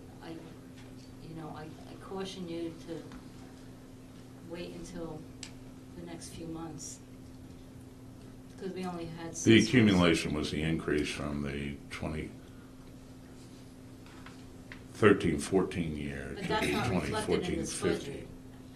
But it's reflected in our cash balance, but it's not reflected in our budget. Yeah, the 14-15 surplus will go into this as budget starting July 1st at 2.9. Right. Yeah. Absolutely. Yeah, it's in your cash balance, but it's not But you have no control over the cash balance as far as that goes, because Once the we budget is can't set. touch Yeah, that. That yeah. money is there, we can't touch it, it just helps our cash flow. Okay, Mr. Dever? I just want to remind everybody that some of these board members on this board didn't vote for the budget increase. We did have a budget increase last year. I understand we're all conscious about budgeting now, and that we're going to try and keep costs. I agree with a lot of the things Mr. Drew is saying. We're going to try and keep costs in check, that's all. But there's a vote at the end on if we're going to increase the budget and ask the taxpayers for more money, or hold the budget, or drop the budget. That stuff will all come. So hopefully we can do right by the taxpayers. I just want to add that you have to be aware of the fact that there's probably a 75% chance of the formulas being changed soon, where you're going to be receiving less money. And I think we had discussed that based on district size. Some of the districts that have grown are still receiving the same amount of money that they had when they had lower enrollments, and districts like us where the enrollment's lower are still collecting the other amount. So there's a good chance that that's going to change. So what we're getting currently, we have to be very careful. I understand what you're saying, and I believe you're concerned about the taxpayers, but we just have to watch and see where this goes before we dedicate ourselves to trying to be spendthrifts. But we want to keep the district in a healthy place. We see around us, if you pick up the newspaper, districts very close to us, $1 million deficit, $2 million deficit, the state's coming in. We certainly don't want West Milford ever to be in that kind of situation, because you don't, I like the state, but I don't want the state coming in to run a school district. So, they do enough. Mrs. O'Brien? Okay, it is now 9:15 and we are still here. So ladies and gentlemen, I would like to say, let's extend this meeting for another 15 minutes to 9:32. Second. Okay. All in favor? Aye. Any opposed? Okay. I'd like to call the question for 12 and 13. Can we have a roll call vote, please, Mrs. Francisco? Mr. Dever? Yes. Mr. Robbins? Yes. Mr. Drew? Yes. Mr. Huber? Abstain. Mr. Bailey? Yes. Ms. O'Brien? Yes. Mrs. Schultz? Yes. Mrs. Dwyer? Yes. Mr. Foodie? Yes. Mr. Dever, policy, please. I'd like to make a motion to approve the following agenda items under policy 1 through 6. Second. Any discussion? Seeing none, roll call vote, please. Mr. Robbins? Yes. Mr. Dever? Yes. Mr. Drew? Yes. Mrs. Dwyer? Yes. Mrs. Schultz? Yes. Mr. Huber? Yes. Mr. Bailey? Yes. Ms. O'Brien? Yes. Mr. Foodie? Yes. Okay, negotiations. Is it the week after next? February 8th. The 8th. February 8th, that we'll be meeting with the supervisors and administrators. So nothing to report at this time. Special committees and liaison reports. Mr. Robbins, Parks and Rec? Yes, I have nothing to report. Thank you, sir. Mr. Bailey, Safety? Pass. Superintendent's Roundtable, Mrs. Schultz. There was a superintendent's roundtable meeting on January 14th. Items of discussion, there was some concern with Google Gmail, Google Docs for students. It was also brought up by Mr. Novak, the parent plannings that are going on along with the evening at Macapin. So those were items that were brought up at the superintendent's roundtable meeting, but of course we discussed it this evening as well, the parent events that are being planned. Another item that was brought up was the streamlining of the district website, which is in process. School Messenger, which was formerly Sharp Schools, The district is converting the existing Sharp school system to the new school messenger system, and the conversion is going to take a little while, and the process should be completed sometime in February. And while this streamlining is being done, Highlander Academy will have its own new tab, so that's going to be a new feature on the website, among others. There was discussion about late buses at Macapin School on Fridays and Mondays. In the past, there used to be late buses run at those times. The availability does exist, and if there is a need that arises, it can always be adjusted.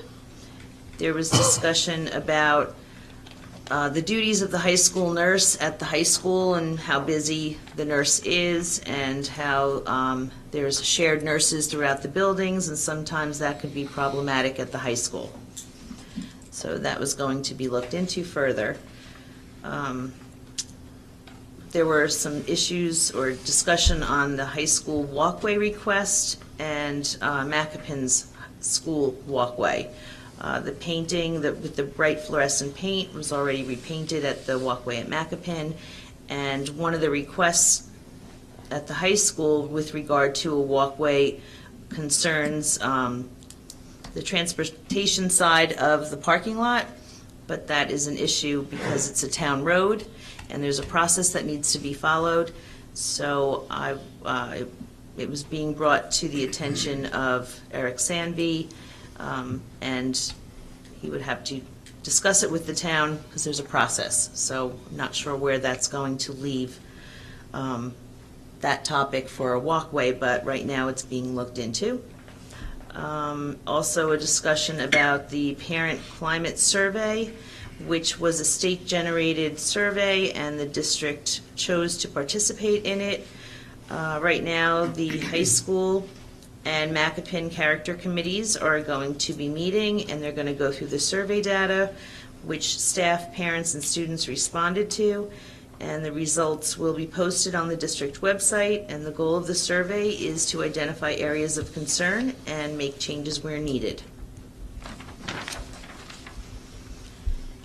And the other topic was kindergarten registration, and that process is going to be streamlined.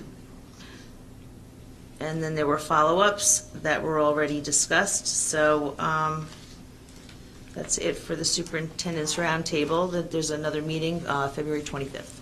Okay, you could. Thank you very much. Passaic County School Boards is also yours? Yes. February 1st, there is a meeting. It's a Passaic County School Boards Association and the Passaic County Education Association colleagues are having a meeting at the Brownstone on February 1st at 6 p.m. and it's on collaboration to improve student achievement. So ends my report. Thank you. You're welcome. New Jersey School Boards Association. I don't have anything to report at this time. Mr. Drew, you have legislative and technology oversight. Yes, thank you. If you'll remember at the workshop meeting, I distributed a proposed resolution that the Passaic County Legislative Committee would like us to approve and to review. They want us to oppose the spending by the Passaic County freeholders to issue a bond in the amount of $60 million to expand Passaic County Technical Institute. And so I guess I'd like a sense of the board, or probably a vote whether we want to support that resolution to oppose the bond by Passaic County or not. We would have to draw up a formal resolution, correct? Yeah, did they give Which I had passed out. Yes. At the last meeting. Has everybody had a chance to read that resolution? Is it the same one you emailed to us? Yes. Yes. I could read it. Or do you want to read it? That would be Well, are you good. making a motion? Well, I'll make the motion that, you know, I guess, to support this, accept this resolution. Right. You know, on behalf of the West Milford Board. Do I have a second? So in that case, you should read it for the. All right. I'll Be it second it for resolved sake of that the discussion. Okay. West Milford School District, be it resolved that the West Milford School District, together with PCSBA, do hereby disagree with and oppose the recent Passaic County Freeholders' proposal to bond $60 million for the expansion of Passaic County Technical Institute. Further, be it resolved that the West Milford School District and PCSBA do hereby disagree and oppose the proposed increase of enrollment at PCTI by approximately 1,200 students, or 50%. Be it understood that such an expansion of $60 million bond and 50% enrollment increase would place additional undue financial burden upon all sending school districts as well as every property owner throughout Passaic County. In addition, it must be noted and disclosed that such an expansion would take additional funds from the West Milford School District and reduce the educational programs of our district, either through the reduction of staff and or programs, while enhancing the programs at PCTI. Further, it should be understood the current funding formula for PCTI is a case of double taxation. Monies received for tuition and transportation at PCTI are derived from both local school tax and county tax. Such a formula has and will continue to hinder and take funds away from the West Milford School District. Okay. So that's the motion to support that resolution. It was Right. seconded, so now it's. Okay, any discussion? Mr. Bailey? Author of the resolution, please. Passaic County Legislative Committee, which has a representative from every school district in Passaic County. The chairman of that committee is Tafari Anderson from Clifton Schools. All of the... Who's the president of Passaic County School? Yes. Okay, yeah. Yeah, he's the president of the County School Association. There were, at the meeting, there were 8 people in attendance. All the other board members seem to support this. General feeling is that this will raise Passaic County taxes, and so they don't want to pay for it. On the other hand, I think it improves education, from which we all benefit. And I raised as an example, well, I went to a STEM school. They didn't call it back then. And nobody here paid for it, but we benefit from it. People across the U.S., that's the whole point of free public education. That we educate everybody, and then they move wherever they're going to move. You know, costs us in West Milford, and they move wherever they're going to move, and they benefit that community. And somebody else educated somebody, and they move to our community, and so I don't know. But it also works. Passaic County Technical Institute works a bit like a charter school. That the money. We wind up paying a lot of money to send a kid down there that isn't in our school district. So, Any other discussion? So a yes vote would be to support that resolution. Yes. right. Yes. Which says to the Passaic County freeholders who will probably ignore it. That you don't support the bond. Yeah. Correct. Disagree with and oppose. Yeah, so a yes means no. Yes. Okay, any other discussion? Like a roll call? Okay, Mr. Bailey? No. Mr. Dever? I'm viewing this question as a kind of a sticky political question, so I'm going to abstain from voting. You can abstain? Correct. Mr. Drew? No. Mrs. Dwyer? Yes. Mr. Foodie? No.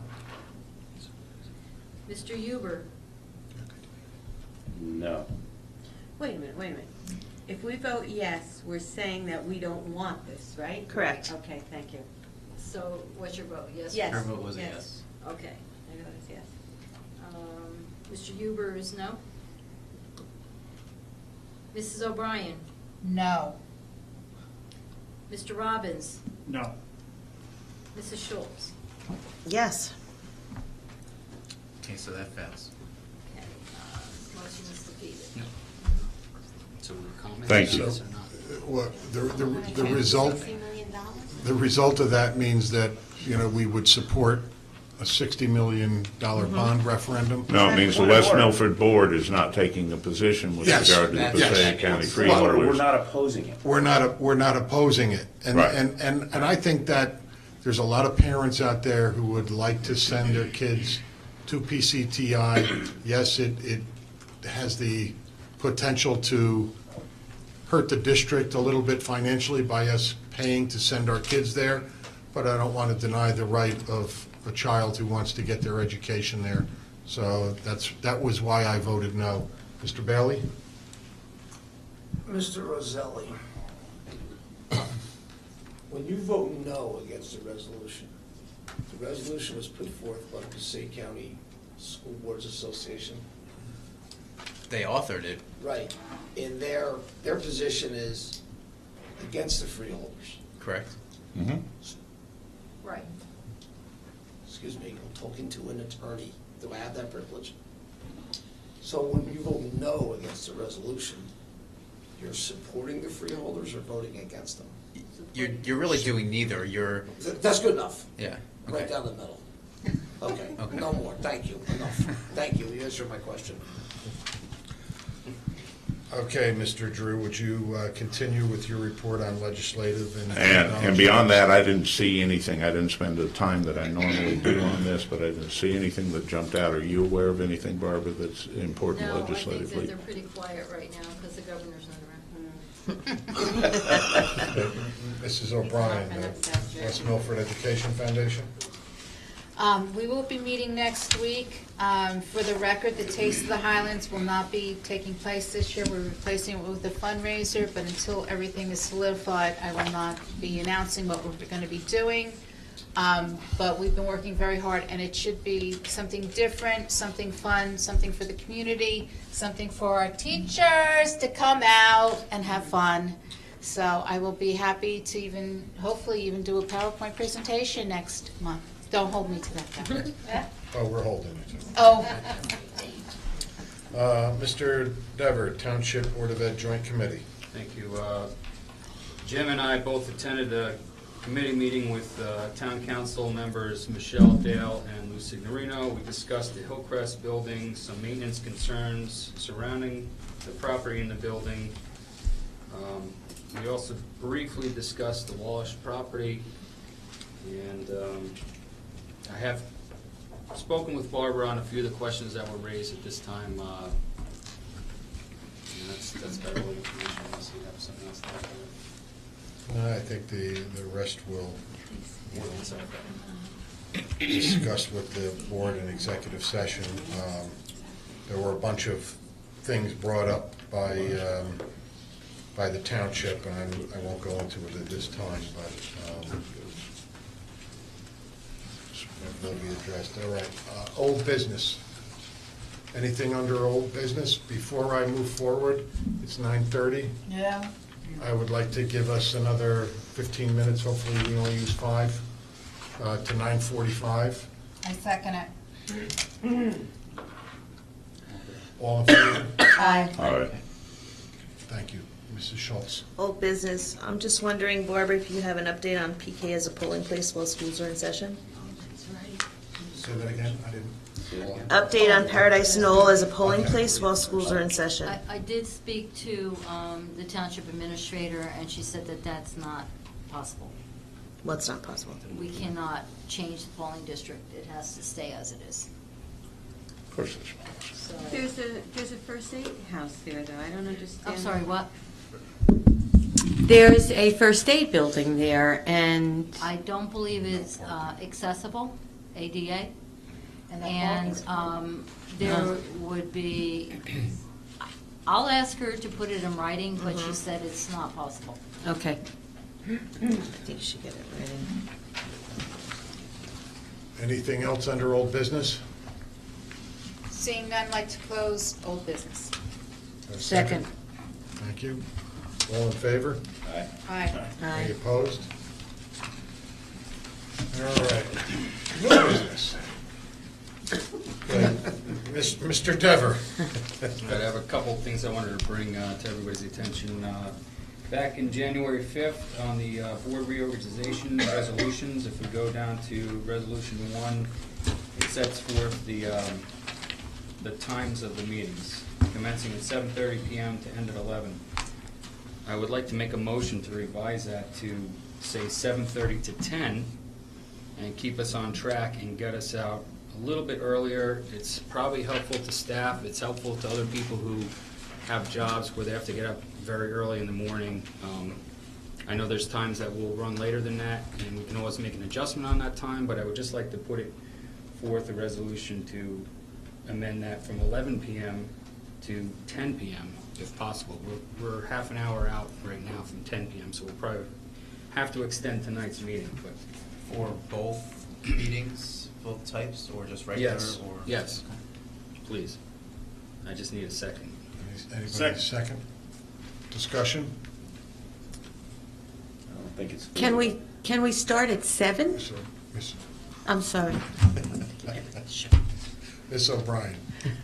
Mrs. She, O'Brien. I threw my voice out, it came out of her. Yeah. That's what exactly I was gonna say, can we start at, it's, you know, I mean, some of us, I wake up at 5 in the morning, and That's I know a right. lot of you are up early too. It's just, I like to stay through the whole meeting, I hate to leave, but I have to leave, because I have to get up at 5. And I just think if we can make it a little earlier, give us a little leeway, I mean, that's my opinion. Mr. Dever, you raised your hand? I was just gonna say, if we amend it to 7, we have to re-advertise in the paper. If we just change the one part to 10, we don't have to re-advertise, so it's up to the Okay. board. All It's right. just something to think about. Okay, thank When you. you say re-advertise, we said I have to send our meeting list out Right, again. right now The they're entire advertised list at is at 7:30. Right. Do we want to make that change? Or do we want to leave it as it's from 7:30 discussion? I have a question. What if we're not done with the business on the agenda? We extend, just like we do when. So we just extend. I think it's a guideline. It's supposed to be used as a guideline. Right now, it says we end at 11, but under no circumstances are we supposed to go past 12. Yeah. So, you know, in between, there's an hour right there, so the board really, it's a guideline for the board. I think Mr. Dever just wants to move that down to 10. If we have to go over, it's just a question for the board is to make a motion to extend. It's like putting the date on a calendar to meet somebody. That if the date is on the calendar, you're conscious about it. If we amend this to 10, we'll all be conscious about streamlining our meetings so we can try to meet the 10 o'clock deadline if possible. For the consideration of staff and board members and public. And for the people watching on TV so they can get to bed. Mr. Huber. Question. If we're in executive session, do we have to leave executive session to come out to make a motion to extend and then go back in? Technically, Yes. yes. Technically, yes. But if we're going into executive session at 9:59, we'll know that we just need to do it anyway. Or at 9:45 or 9:30 and. But yes, the answer is yes. Okay. Any other discussion?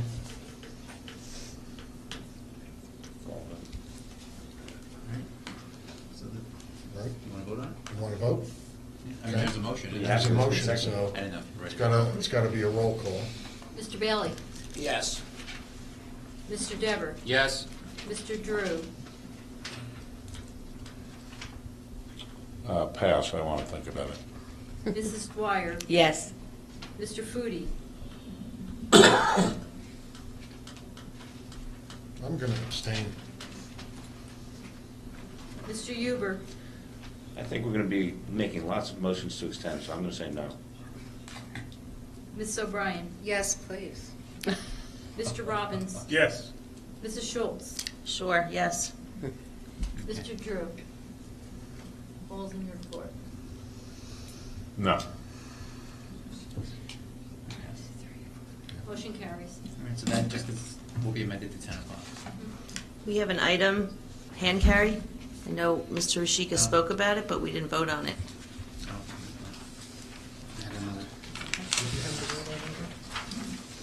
A voice, Be recognized. it's a voice vote. Okay. Thank you, Marilyn. That's part of the business. I'll second it. Go ahead, Jamie. One more item in new business that I just wanted for the board's consideration. We spoke last meeting about Pontonium. The auditors had brought to everyone's attention that we moved 100, I believe it was 135,000 to float Pontonium along. We've had them for a few... No, not to float that, to float the district. To float, right. They're not turning a profit is what I'm trying to say. They're not breaking even on anything. Right. Is this there's a question in my mind to say, can we do something better than Pontonium? I mean, when we had lunch people working that lived in our town and worked in our town and cared for those kids, I felt more comfortable about having people that I know rather than outsourcing. I'm against outsourcing. I'm against sending, I understand that they're now employed by Pontonium, but I don't like the idea of it, and I just wanted to bring to the board's attention that maybe we can do this cheaper, or at least look into it, that we can do this a little more cost effectively, yet still generating jobs within the town for those lunch people, for those ladies and gentlemen that work as lunch people. We pay their salaries, correct? Not Pontonium. The cafeteria workers. We have people that are still district employees. Yes. And we also have Pontonian employees working. Pontonian, we pay all of the costs of the cafeteria. I can tell you that we did have a discussion that we have to do an RFP for a food service provider because they've been in place for 5 years and that's the maximum. So I'm just waiting for direction from the state in order to do an RFP. However, if we hired our own people, the cost was significant. We've whittled down we've reduced our personnel costs, and we're still not turning a profit. My question is, when you say the costs are significant, did we lose more money when we ran it, or did we lose We less had money? more people, Just the money, that's and we had more students, Understood. and it was before the new rules came from the White House on the... I know, the whole on lunch the menus healthy and meal. healthy meals. right. So, there were different, I can't say that... We don't know yet. No. We did not lose as much money. However, we had more students buying lunch at the time, too. Understood. So you're saying it's not apples to apples? Or oranges to oranges, right. I'm bringing it to the board's attention. It's true. I'm bringing it to the board's attention because, again, I like people who work in our town and live in our town and deal with our kids. We're townspeople's kids, Well, I rather think than that this is- outsourcing. I don't This like is something that's going to be on the Budget and Finance agenda for February, because there will be a resolution on the agenda in February to allow me to go out for an RFP. So this is something that's going to be discussed in Budget and Finance. Thank you. Any other new business? Yes, we have a first and a second on the hand carry, and we didn't vote on it. We didn't have a first and second. Yeah, we did. I moved, And I seconded it. and Terry seconded it. I didn't hear it. Neither did Joe, so Yep. we're, I caught that one. did you? Rolled Did it you in catch the it? book. Okay. Yeah. All right, all in favor? Aye. Any opposed? Okay. Anything else in new business? I do. I promise this is my last question. I asked Barbara to send me the LGBT policy. Has that been accepted by the board, or is that still? I don't believe we I don't have think we don't have We didn't one. review it yet, no. Oh, that should be reviewed Yeah, very it needs to soon. be. In light I've of- already requested materials on that, and I have Okay. it ready for the policy committee. Oh, good, because of what's going on in the state. I thought, Mr. Bailey, you have had something your in place. hand up? Yes, I did. I want the record noted, as usual, the biggest snowstorm in a generation hit here over the weekend. True, tremendous timing. Saturday midnight, the moon was out, the snow was over. There's no school on Sunday. Nonetheless, as I was circulating around, observing, because of my close proximity to the complex here, tremendous work. Everybody doing their thing, going through whatever steps it took to make sure that this district was ready to roll on Monday morning, which it was. And there's so much that goes on in these board meetings. I don't think I know at this point that we miss these types of items, which are of tremendous importance, because you have our employees who, by and large, are citizens of this town, so therefore they're our neighbors. We're all the same peas in a pod, fighting these little battles when it comes to mundane tasks like clearing snow. Custodians shoveling little walkways, salting walkways, all in essence throwing their arms around every student, every staff member, every parent, anybody that interacts and uses our buildings and our facilities on a typical school day. So it's not as dramatic and it wasn't as intense as a Monday into a Tuesday, but it was a major, major snowstorm. The region is still digging out. We're all aghast every day. There's a story about crazy things happening with tailpipes not being cleared, etc. And what goes on here day in, day out, I want the record noted. I can't imagine anybody on this board that wouldn't be following my lead, but nonetheless, I want, put it in the paper, put it anywhere you want, my gratitude, as well as that of my fellow colleagues, I hope, for a job well done. One other personal side, I'm going to go off the grid a little bit and recognize our township employees who are responsible for having the roads ready to go on Sunday. And as I was riding around, the roads in West Milford, literally in the overnight period, Sunday midnight into Sunday morning, were clear. They were black. I could see asphalt. My favorite sight. As I went into other jurisdictions, and I'm not going to mention, because I'm not looking to pick a fight, the roads were white. So in other words, this is a shout out to our township employees for a job well done. Because even though we're used to snow and dramatic weather here in West Milford, the fact of the matter remains, I want the record noted for a job well done. Because this was the blizzard of 2016. We'll probably be talking about it until the day we check out. Mr. I'm sorry, absolutely this right. is from Dan. I just want to thank Mr. Bailey for bringing that out, because that really is a good thing to recognize.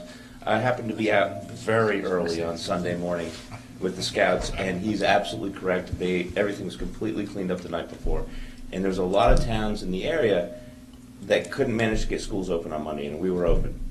So. And no delayed opening. No delay opening. Right. No delayed opening. Mr. Asika, can you write a letter? I already did. This is actually a minute business. I just Oh. pointed to He's Mr. got it in Cooney. his Oh, okay, I good, concur good. with Mr. Bailey, most Yeah. definitely. Yeah, because that was wonderful. I made some calls here during the day, and by the evening, around 6 or 7 o'clock or so, my final phone call with Charlie Mazie from the transportation and Eric Sanvey from maintenance, and a couple of conversations, I made the decision to open the schools on time based on the information they shared with me.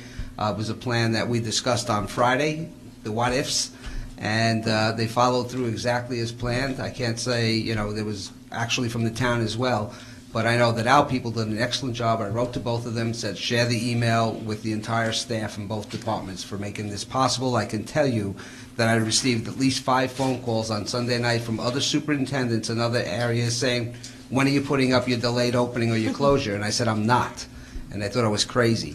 But a lot of people think that. But anyway, it's just a matter of getting the job done the right way, and it happened, so I'm very happy that it did. So thanks for pointing that out, gentlemen. I appreciate that. While I'm on here, can I just continue here also? I just want to go through, you received your school board notes. I just want to point out to a couple of things real quick. The Assessment Study Commission, again, put together by our governor and the New Jersey Department of Education. The commission recommends that the continuing and the use of the PARCC test as a state assessment, that's definite. They want that to continue. The test, the group found met the necessary criteria, and it can be used for a tool to improve classroom instruction, so on and so forth. Also, at the high school graduation requirements, there is a requirement in the state that students must take a test. So that will take place in 2019. where this will be mandated for the students to take this test as part of their graduation requirement, just as the HESPA was in the past. So that's, I can tell you, there's no movement on that, unfortunately, or fortunately, whatever the case may be, but the test is still here. On the Standards Committee, also put together by Governor Christie, he decided a few months ago that now he does not support Common Core, so therefore the school boards had to meet again. And at the State Board of Education meeting on January 11th, the Academic Standards Review Committee released its recommendation for proposal revisions to the standards. The new standards will renamed as the New Jersey Student Learning Standards. New Jersey has embraced standards based on education for 2 decades, and those standards have been continuously revised and improved.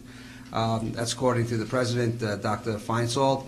We welcome this initiative to revise the standards with the goal of better preparing our students for higher education in the workplace. The next part is, the new standards will be substantially the same as the Common Core standards.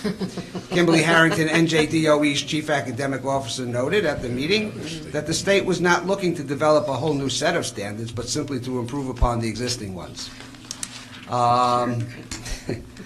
Also, I want to point out to you that there were some concerns that many board members were not able to attend a number of the programs that they had back in October. So they're putting together a New Jersey School Board's boot camp, where you will be able to take some of these courses. It will take place on February 27th, which is a Saturday, from 9 a.m. to 4 p.m.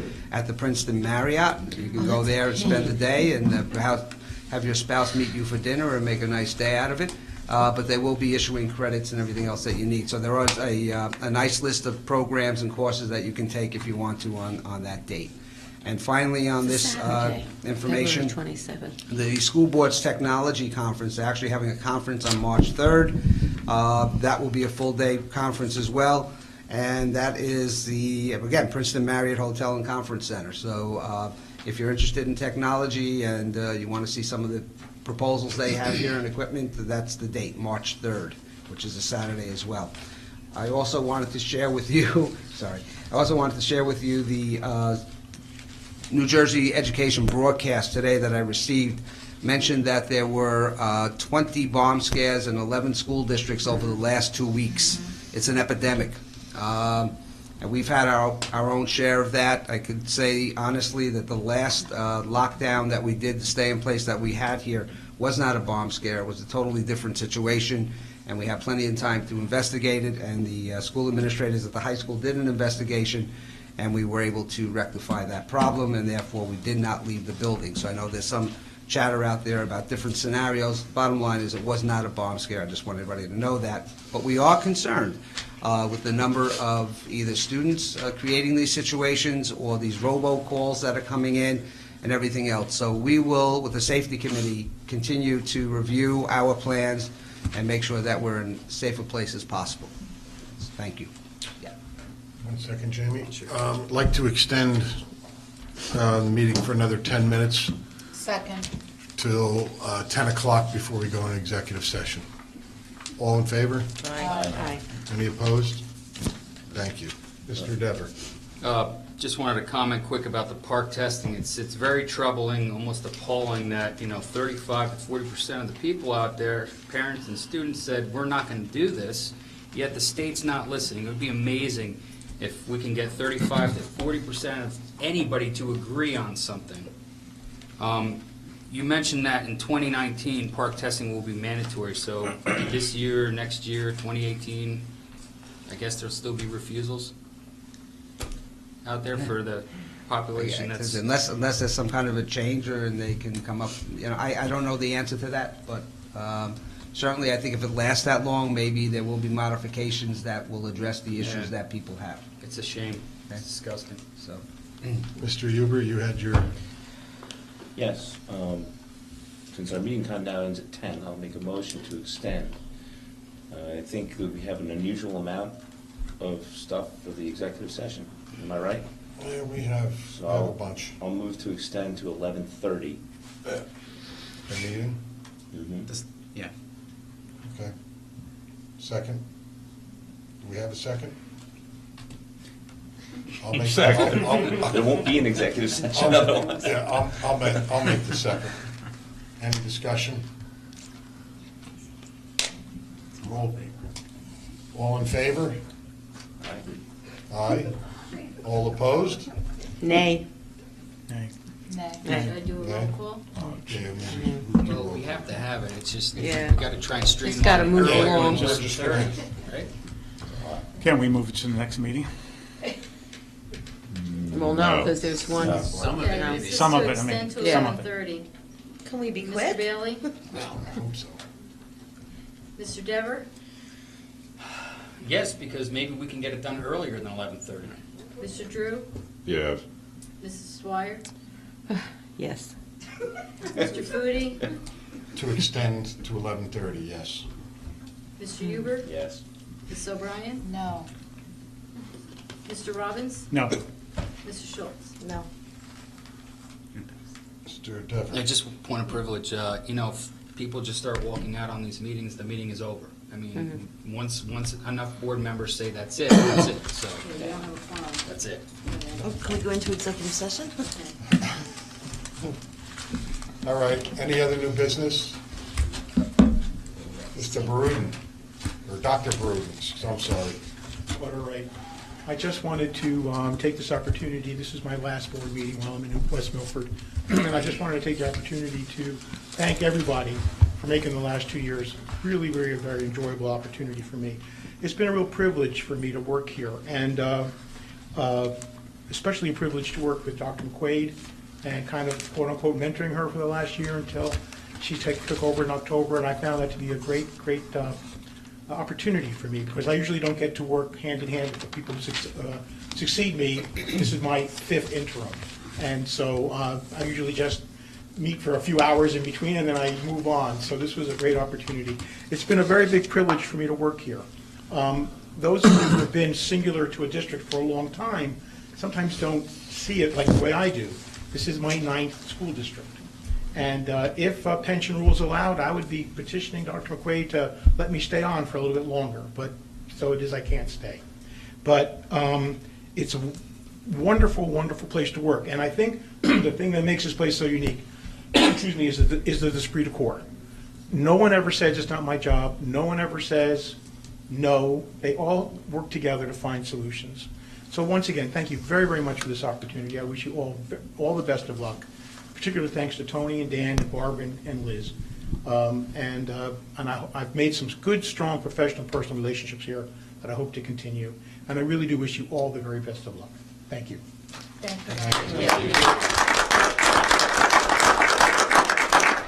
And Dr. Bruden, we would like to thank you too, because you have been an incredible mentor for me, but also for the district and for the students. You've always put them first. So I really appreciate that work as well.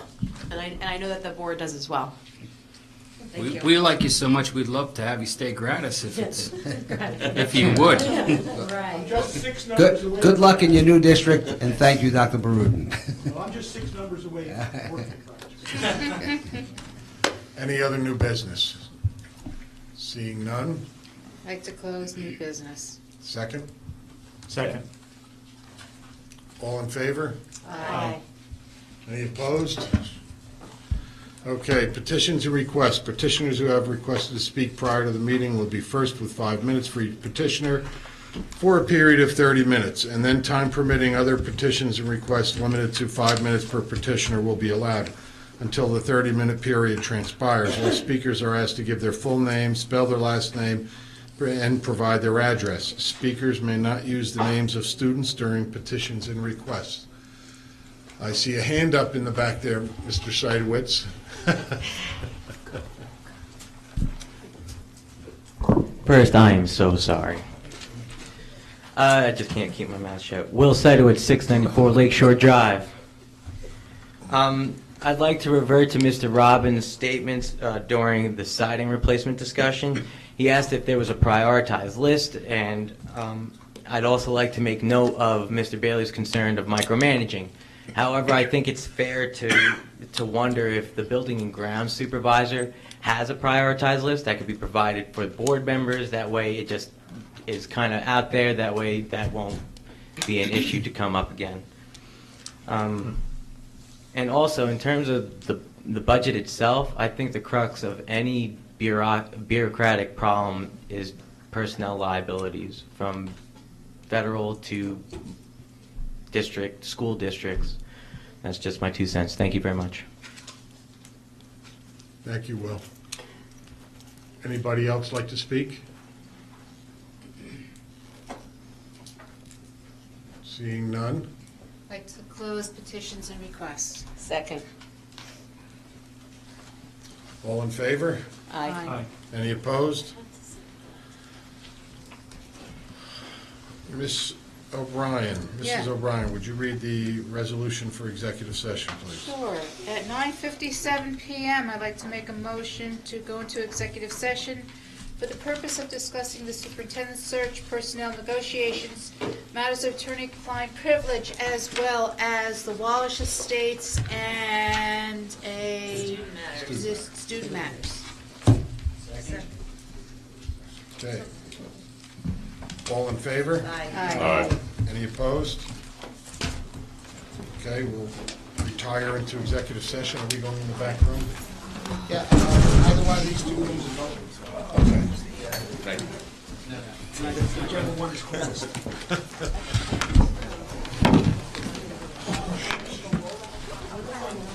Business to vote on and discuss, so I'd like to make some... Motion to adjourn. Thank you. Second. Second. All... Aye. Aye. Yep. Anybody opposed? No? No.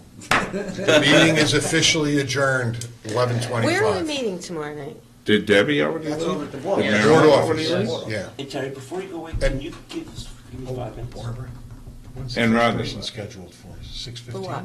6:15? No, of course. To tell you about something I At need the to know. board, Is that how do we okay, sir? leave off with? Okay. Joe, what do we do? We didn't have a quorum to adjourn. Sure, we have 5 people. Yeah. Because you said 1, something about 2, making a meeting. 3. You guys- Oh, we did. I can't count. Fine. Yeah, It's too late. I'd like to, we'll meet with them first. You guys, I wasn't counting Jim. Steve, I we're would have been gonna, gone already if we didn't have 5 people. we're gonna be at 6, but will you guys come in at 5:30? Sure. And we'll just real quick discuss Do you the, want, do you want us to talk to them first? right, yeah, talk Okay, to them we'll talk first to and we them can, And then you guys can come in. Yeah. All right. So Just we're we coming have an in, answer are for we the- coming in at 5:30? yeah, not tomorrow. We come in at 6. If we need to Okay. come in at It's 5:30, bedtime. we'll do it Thursday. It's bedtime. You're bringing sandwiches? Oh, Maybe I'll yeah. make cookies tomorrow. Yeah, is there gonna be something to eat? Sandwiches. All right, I'll come right Peanut butter and jelly. What kind of cookies? I don't care. I should make I don't care, as long as my chocolate stomach's not chip rumbling underneath. Peanut butter and jelly. I don't need any cookies.